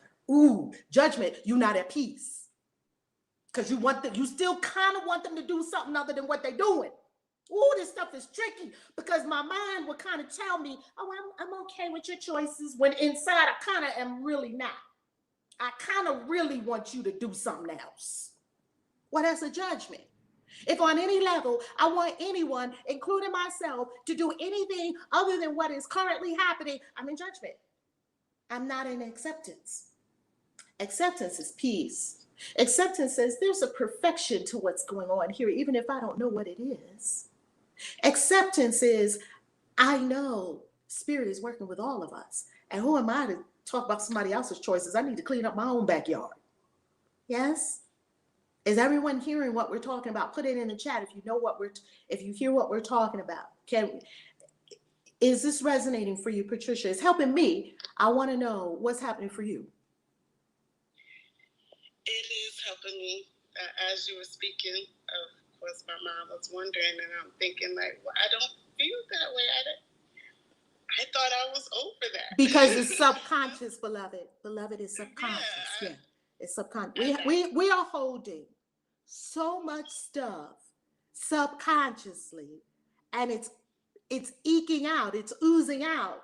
And I listen with not only my ears, with all of me, with my energetic system, and Spirit is telling me what's going on. I don't know what's going on. Spirit is telling me things, and it's telling me the questions to ask, and it's working. It's working with all of us. This stuff is so subconscious and deeply rooted in our consciousness, we don't know it's there, because we feel like, well, I don't really feel like that. I done shook one of my earrings off. I don't really feel like that. I feel at peace. Yeah, you feel at peace. That's what's going on in your conscious mind, which is only 4% of your reality. It's producing somewhere between 1 and 4 or possibly 5% of your results. What's going on in your subconscious mind that's producing 96% of your results? I am committed to cleaning up the subconscious mind. That's where the guilt is lurking. That's where the judgment is lurking. You wonder why you keep reading, why do I keep running into the same problems over and over again? Why do I keep repeating the same patterns over and over again? Why do I keep running into the same kind of people? How come I can't be free of this thing? That's in my subconscious mind. Yes, beloved? Yes, You ma'am. won't feel it. It's deep. It's buried in there.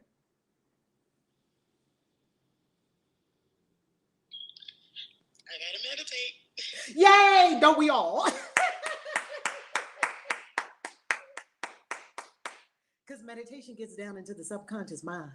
You see, when you do Ho'oponopono, you're getting down into the subconscious mind. And you're going through and you're clearing out the debris. When you are doing A Course in Miracles, you're getting way past deep there in the subconscious mind and you're clearing out older energies. When you do magic and you're in the mystery school with us, getting deep down in there, you start chanting with us, you start seeing things move. In the first chant in the mystery school of our new initiates that we have right now in the mystery school, go to christianwitches.com and get an initiation, or go to valerielove.com and get into ascension.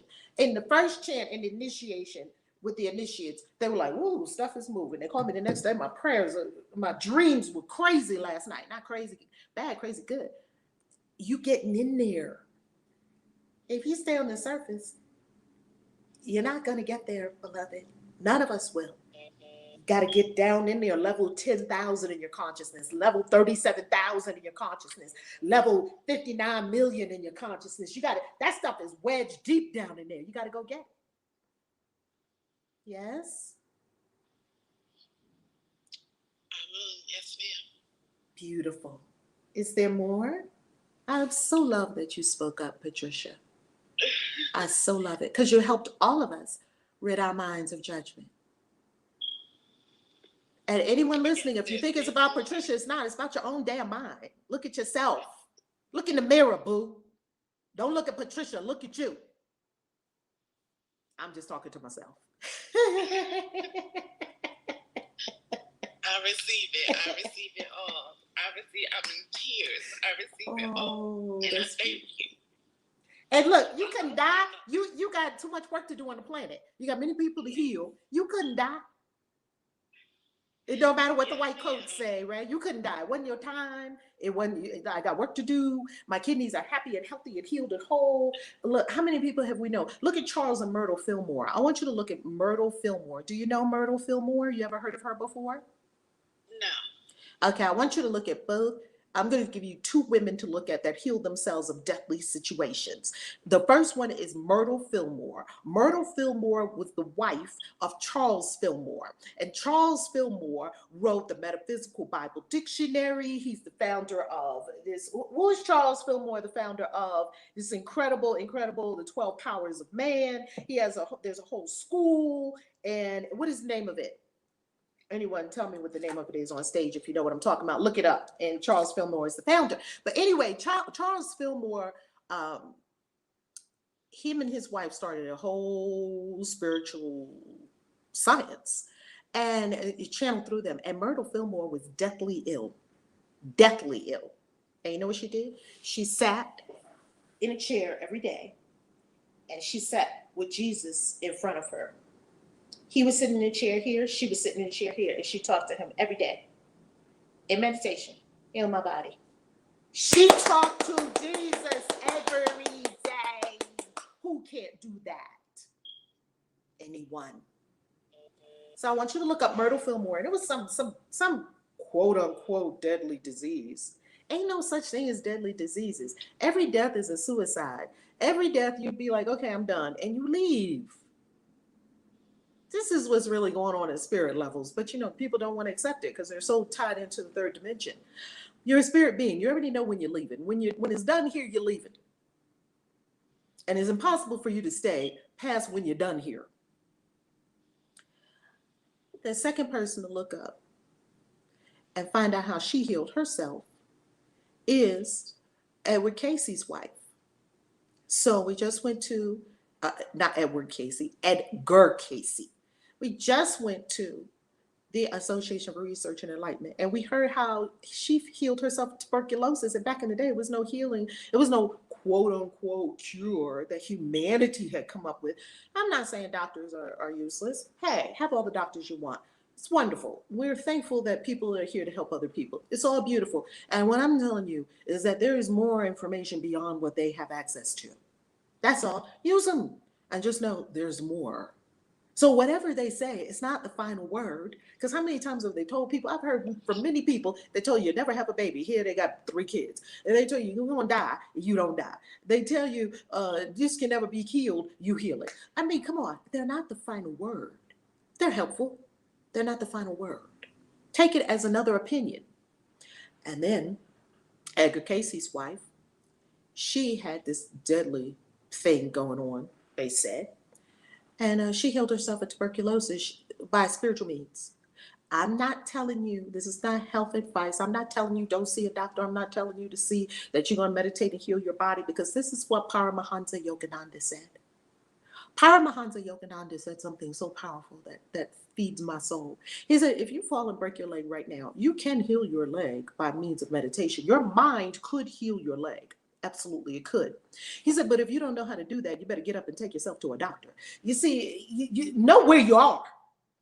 Know if you can heal, and if you can't heal it, you better go to the doctor. And guess what?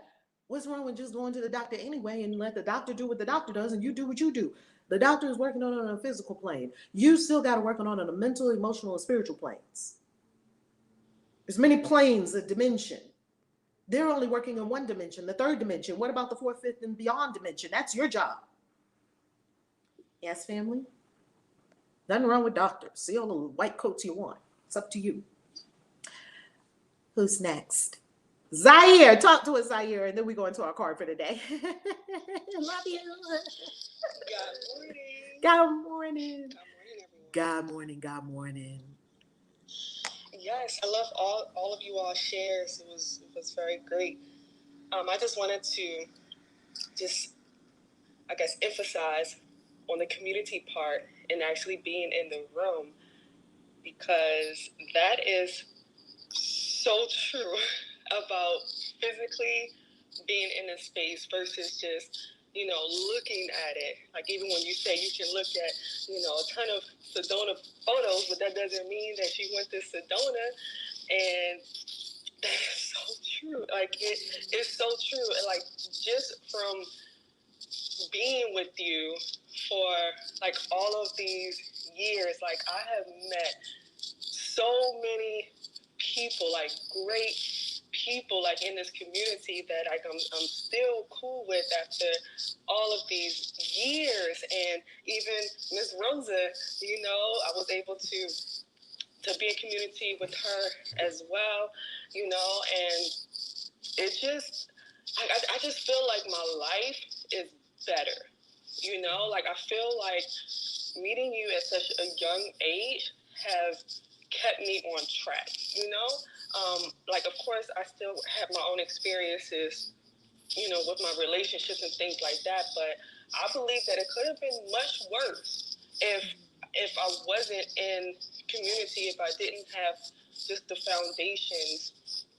of, like the spirituality and just working on myself and just having you around, just being super non-judgmental and be very blunt with me and tell me the truth. Like, you never ever sugarcoated with me. Like, you told me the truth even if I didn't want to hear it, but I was so grateful to hear it because I knew that you were coming from a place of love, and just being in a community, like, it really changes your life. And being in the room, because you don't even have to say anything, you can just be, and you can allow just all of the great energies to just fill you up, and like, you can just transform like that. So it was a quick share, but it's phenomenal what just being in the room can do for your life. And I'm complete. Ooh, I love that, Zaire. I love that. I love it. I love it. I love it. Can somebody drop the name of that book about meditation in the chat again for me, please? Yes, Wendy. It's called The Power of Now. The Power of Now. Her Namaste Live community is wealth, an absolute asset. Absolutely. And there's levels to community, right? Because now we're all here together in community, and this is virtually. We're on Facebook, we're on YouTube, we're on Clubhouse. We're all together here in this space virtually. Now you get to take your community to a whole new level. Just tell yourself in 2022, I'm going to every retreat. Why do you think I go to every retreat? Because I need it. I go to every retreat. And there are some people in our community that go to every retreat. It's a decision. It don't have nothing to do with your money. Where's your kids?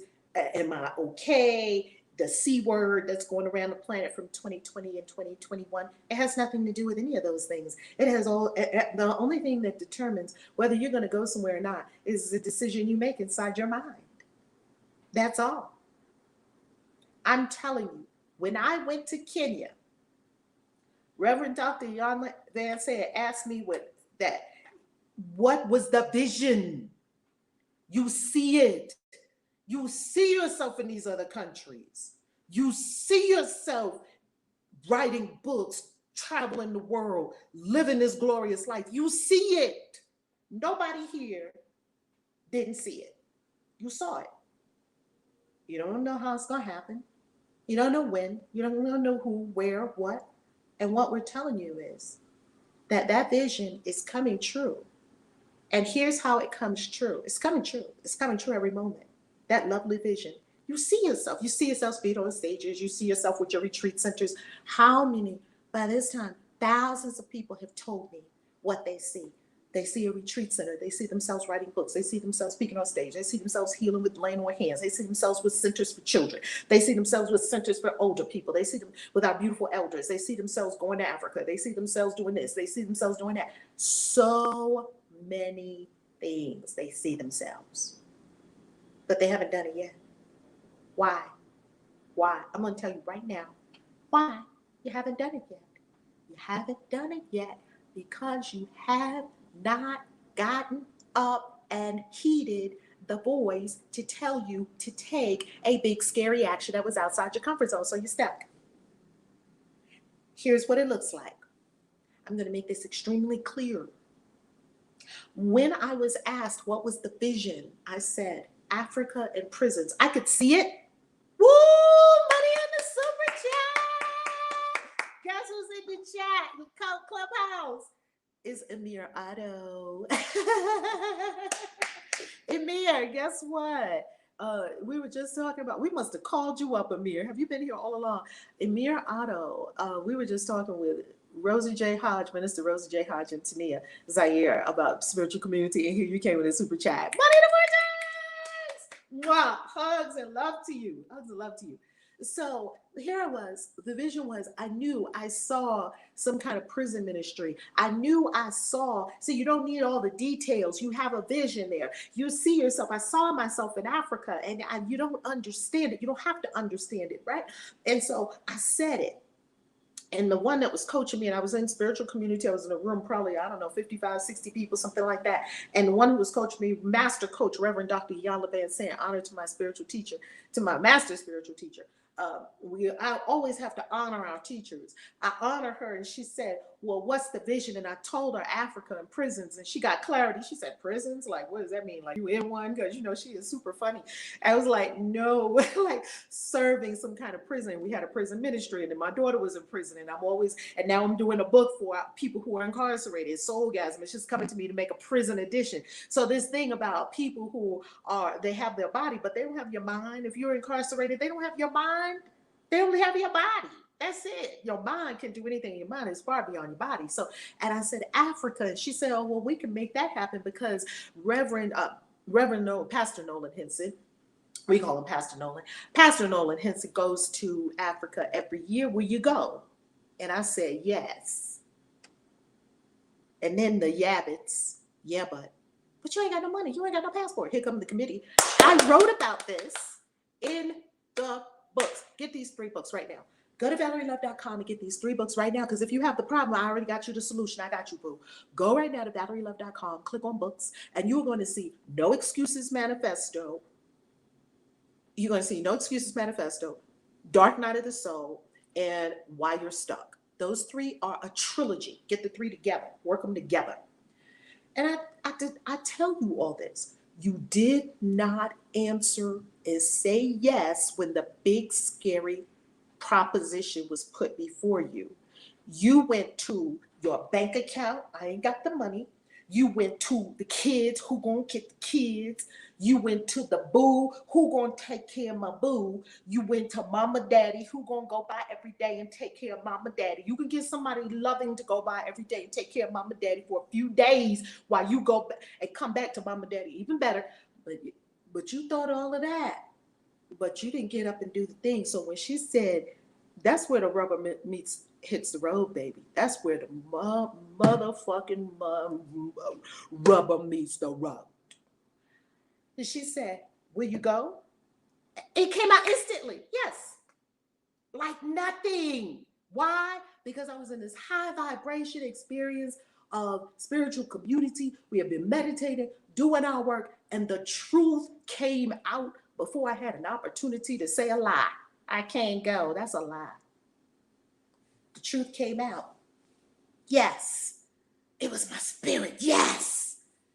You know how your spirit says, yes, I want to do that. Yes, I want to travel the globe. Yes, I want to learn to ski. Or yes, I want to go diving into a cenote. Like, yes. But then here come the yabbits. Oh, but you can't. Wait a minute. I write about it in those 3 books. The accountant. We don't have the money for that. The logistics person. Wait a minute, how's that going to work out? We don't have a passport. We don't have this. We don't have that. You see how all this littleness comes up. Okay, here's the babysitter. Wait a minute, what about the baby? You the kids. The kids. You see, I'm just telling you all my stuff, okay? All right. Amir Otto, thank you so much for that. Amir Otto said, this is my 7th year awakened by your love and light. Thank you. Oh my God. See, y'all make me cry every morning. Every morning I get tears in my eyes. So I said yes to going to Kenya. Now, I didn't even know it was Kenya. She said, will you go? I said yes. Oh, damn, what did I just say yes to? I don't fucking know. Wait a minute. And here go the little voices, the choir of littleness. Start singing their bastard songs. Fear bastards. Fear mongering in your consciousness. Here go the choir of littleness. I ain't got no passport. I ain't got no money. Well, where are we going in Africa? Wait a minute, don't they got lions in Africa? No, oh, no, I can't go to Africa. They got malaria. No, they got diseases in Africa we don't have in the United States. Oh my God, Africa? Oh, no, it's the jungle. What am I going to eat? Nah, I can't do that.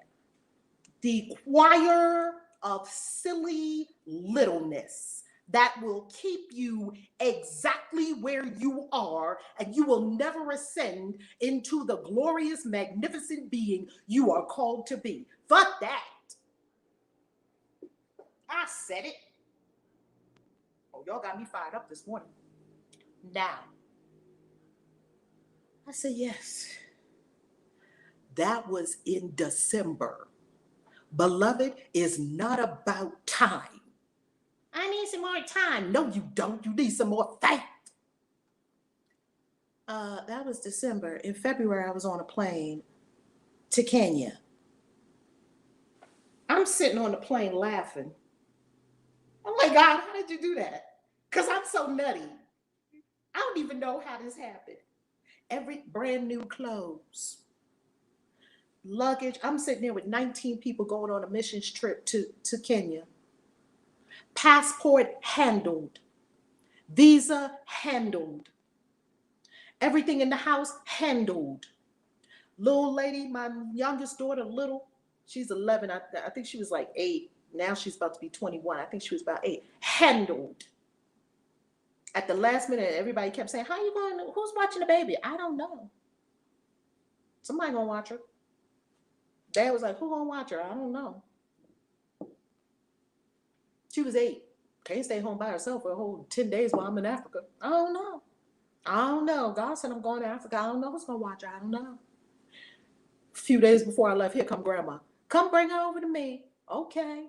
She was happy. I was happy. I said, you going to grandma's? Ooh, going to grandma's. Because you know she's going to get spoiled up and get her a sweet potato pie and all that stuff that grandma used to give her. Thank you, grandma, when she was in this life. Ain't nobody, grandma take care of her better than her mama and daddy. There you go, grandma. Grandma was happy, she was happy, I was happy. Do you see how spirit does things? But you don't have to fade. You don't have to fade. You have to do the thing before you see how it's gonna work. You don't have it. That's why you have the life you have. And I'm talking to myself as well. If I want a bigger life, I got to do a whole lot bigger steps out. That's why I did it. I just gave up my home. I said, let me just step out, just be on the whole globe. No house to go back to. That way I cannot tempt myself to become too comfortable. I just have to keep moving, keep going. It's scary as hell. And oh my God, never did I ever believe when I was born in a tiny hospital called Sydenham Hospital in Harlem, USA. This little girl born to a 19-year-old single mom. I'm telling you, if you had looked at the handwriting on the wall, you would have seen the life that I get to live. God knew it. Oh, I was in the hood. I was just going to be a hood rat. Oh, no, no, no. No, no. You're going to have a magnificent life of global travel. You're going to minister to millions of people around the globe. You're going to be what your soul called you to be. Humbly, I submit to my greatness. No one could have ever thought it.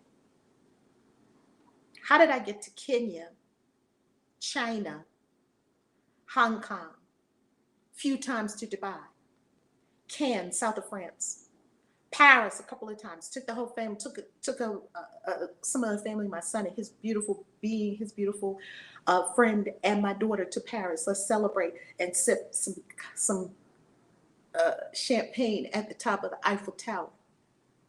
How did I get to India?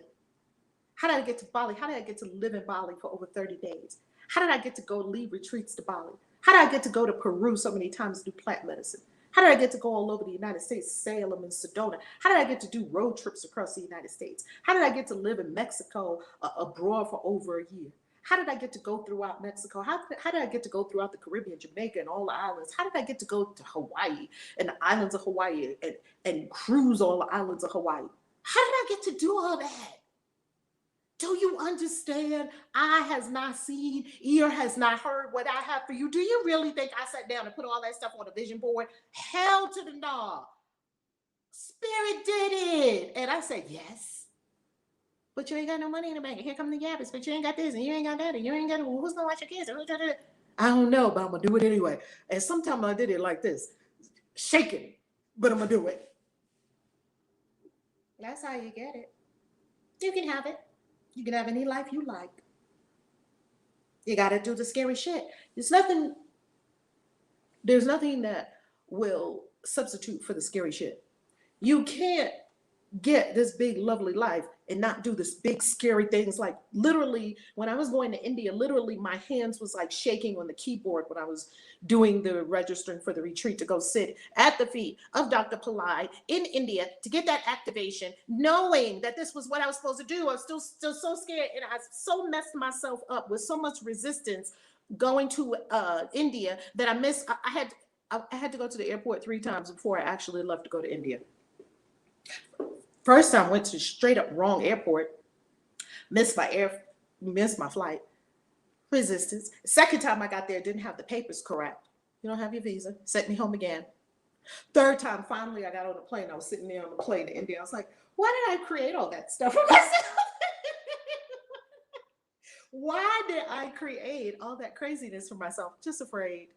But guess what? I'm gonna do it anyway. And when I got to the place where I had exhausted everything that I knew for India. India was huge. India was huge because it's always been in my consciousness that if I went to India, I would just be like a fucking Brahmin or something. I would just be this incredible being. So something in me knew that if I went to India and I got that activation, it would be no turning back. It would be no turning back. Okay. So, so that's why the resistance was so big for India, because it knew India was a big deal, and it knew, man, if she get in front of Dr. Pillai, these voices of littleness, they were like, it's over for us. They tried to get together and have a coup. They tried to stage a coup in my consciousness, and I said, I will kick all your ass. Watch me kick all your ass while I'm on the plane to India. Watch me. I'm just talking to my own consciousness because I got the God bumps because y'all be letting your consciousness pimp you when it needs to be the other way around. You need to pimp your consciousness. Fuck COVID. Fuck it. What is wrong with people? Let me breathe. I said voices of littleness, voices of fear, voices of repression, voices of keeping me right where I am, voices of stuckness, voices of I can't do it. You think I don't have them? Oh, I have them. Got plenty of them. I'd be like, fuck all y'all. Because God said, this is what we're doing. Because Source said, because my real self said, I'm supposed to be magnificent.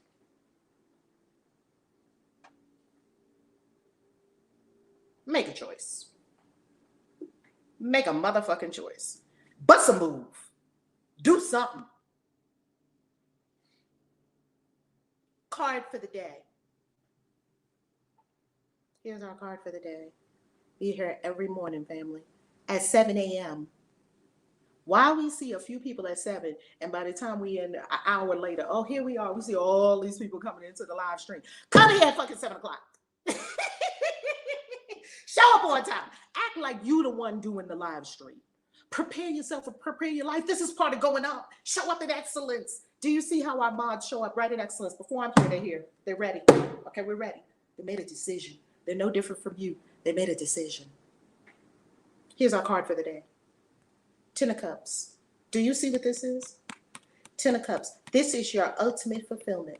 This is you with a boo. This is you happy. This is you with money. This is you with feeling all of the elevated emotions. This is you in fulfillment, happiness, joy, rainbow. This is you having everything you ever asked for. And how you going to do it? You got to bust a move. You've got to do the big, scary things. You've got to walk it out. You've got to jump off, leap off the cliff. You've got to do it. Do the big, scary things. Shake while you do them. It's okay to shake like a leaf while you're doing them. If it's not big and scary, if it's not shaking you like a leaf when you're doing it, some of these things I'll be doing, I'll be like, okay, here I go. Yesterday I did it. I do it to myself on purpose. I do it to myself on purpose because then I know I'm outside the comfort zone. I'm getting something bigger and bigger and bigger and bigger. And I'm honoring all that God put in me.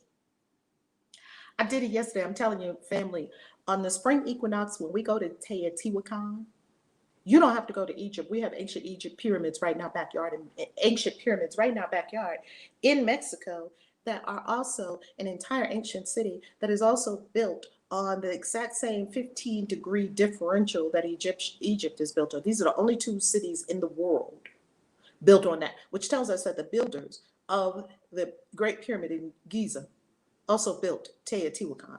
These are the only 2 that share the exact same dimensions and the exact same 15-degree differential. Purportedly to honor Orion, star system Orion. Well, here's what I want to say about making yourself do big, scary things. So here we are on a tour of Teotihuacan. You'll see when you go there with us. Spring equinox, just put it in your calendar. It's not on the website yet. First get to February, then we get to March. Okay. And we're on this, I'm going to go to this ancient city, spiritual vibing up. You're getting all these energies. It's another activation. You're going to go to the pyramids. You're going to do all this. Ooh, right? Birthplace of the gods. The sun, they have the Temple of the Sun, the Pyramid of the Sun and the Pyramid of the Moon. It's a World UNESCO site. I mean, it's incredible. Oh my God, so incredible. The whole city, it's a whole city. Well, we get there and oh yeah, it's amazing. You see the hot air balloons going off. When we go, we'll take the hot air balloon ride, all that. It's all there, it's beautiful. Well, the first thing we do when we start off the tour is climb this big old wall to go up and see this pyramid. Why these old ancient people, Incas and Aztecs and Olmecs and all these Mayan people, why did they put everything way up in the sky? Because they were trying to reach heaven. Well, We going up this. I look at the thing. The thing is like, and the steps are steep. It's not like an incline like this. Oh, gradual incline. Them steps at these ancient cities and these ancient temples, the steps look like they're going straight into heaven. Every step you take, you're going into heaven. I looked up at this thing and my mind started talking to me. What the fuck? Okay. Everybody else was walking. Look, we're in community.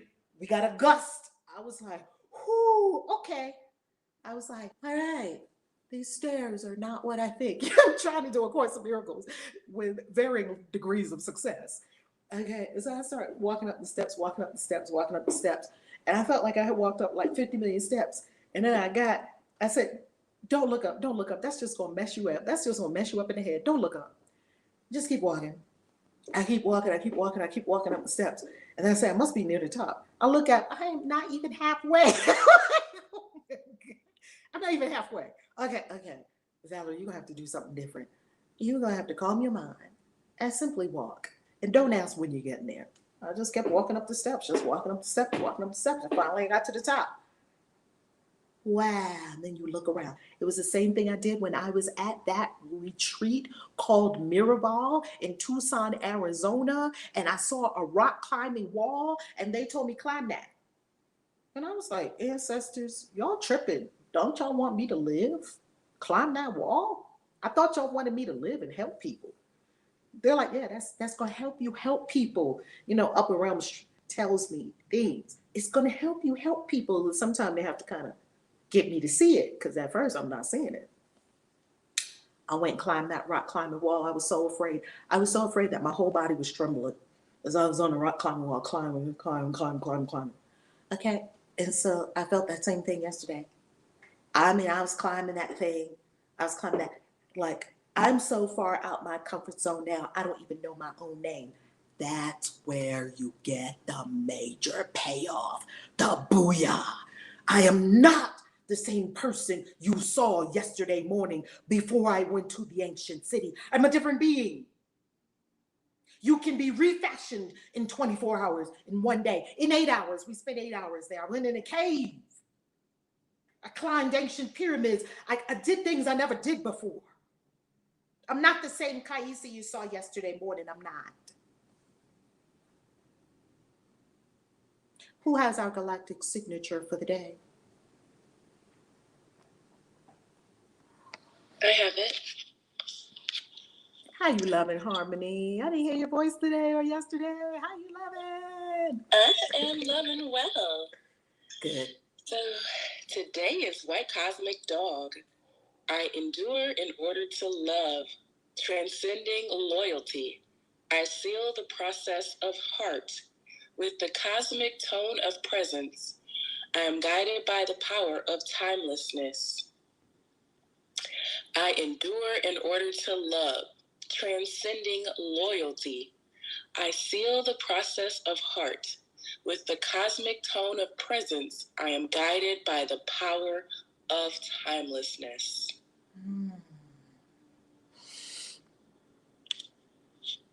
Thank you for that, Harmony. Anything you want to share?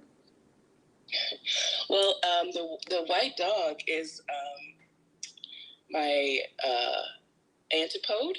Oh. So it's very interesting when I hear the 5 lines about the white dog, because it sounds like, ooh, the white dog should be my favorite person in the world. But my white dog has been my definitely my challenge. And just listening to it kind of made me think about the white dog in a different perspective. But definitely is my antipode. So that's very interesting to read. You know what's fascinating about white dog, white dog being your antipode kin and family. If you don't know what we're talking about, go to ValerieLove.com and get the book Decode Yourself. It's an ebook and it's a book. It's a video book. I walk you through it because you love dogs. So it's funny that your dog is your antipode. I was thinking the same thing when I was reading it. I was like, I got all these dogs. Like, I have all these dogs, and my antipode is a dog. But then when I read the Galactic Signature for the day, I'm like, oh, sounds just like all of my dogs. So it's very interesting, yes. And because your antipode kin is your challenge kin, and it kind of goes against you, that kind of means that the dogs help you build muscle. Like you learn a lot of, you strengthen with your dogs. Yeah. Yeah, I've definitely been, you know, what's so funny is like, I always, even if people don't know their Galactic Signature, if anybody is in my life and is close to me, I will decode them whether they care to decode themselves or not. Like, I will always go and find out what is someone's Galactic Signature. And I literally went through everyone in my life, like on this side and everyone who has ascended, and wrote down everybody's Galactic Signatures. And I'm like, oh my goodness, how come there are no white dogs? Like, I have, everybody's a white mirror, but I couldn't find a white dog. And then the person that I'm currently having the most rant with was my white dog. And I'm like, damn, there she is. There it is. So, Ding, like, ding, ding, ding, ding. Every time I have an issue, I'm like, aw, but this is here to help me. This is my white dog. Like, I try to like remind myself of that, and I will. Before I knew she was my white dog, it was just heat on it. It was heat on it.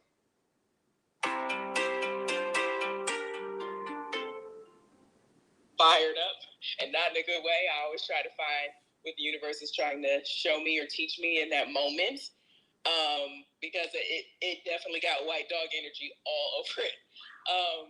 So yeah, very interesting. Like, I've never, like, this is the only white dog that is in my life. And like I said, I went through everybody, whether they are here on this side or not. And it was like I had 20 white mirrors, but no white dogs. So when I found it, I was like, okay. Well, thank you for this gift. I never looked at her as a gift before, but thank you for the gift. Oh, I'm complete. Indeed. I got to give a shout out to Audie Rose by Autumn. I hope I'm saying it right. Audie, or I call her Autumn. So Autumn was with us at our incredible retreat. And Autumn, pardon me, Autumn and Dia are having a moment. Dia, thank you for reaching out, and you're welcome. Dia found Autumn with her Black Angel cards. Autumn has the most bad A collection of cards. Like, you see her on the video in the winter solstice retreat. You can see her. Her cards follow her. She's the real deal with them cards. Oh my God. She's her and one of our other beautiful beings in our community. They are some card slingers that are like, wow. So follow her and absolutely reach out, because, oh my goodness, she had the most amazing cards. We were just looking at her cards like, whoa. So thank you for bringing your gifts to the planet, Miss Autumn Rose. Thank you for doing that. All right, we're going to conclude. I love you, family. Have a beautiful day. Remember to be back here tomorrow morning at 7 a.m. Eastern Time, live with a friend. Would you share this with people you know and love? Share it so we can all listen together. Let's coat the world in love. We're coming out of a traumatic period. Let's lift the world. Love you. Peace. Everybody, Autumn is giving us a message. Got morning blessings. Thank you. Thank you, Autumn. I'm so happy you were with us. Everyone on stage in Clubhouse, can y'all send some love to all our love tubers and everybody? Can y'all send love to everyone all over the world, since we can hear you? Send love. Hey. Love everybody.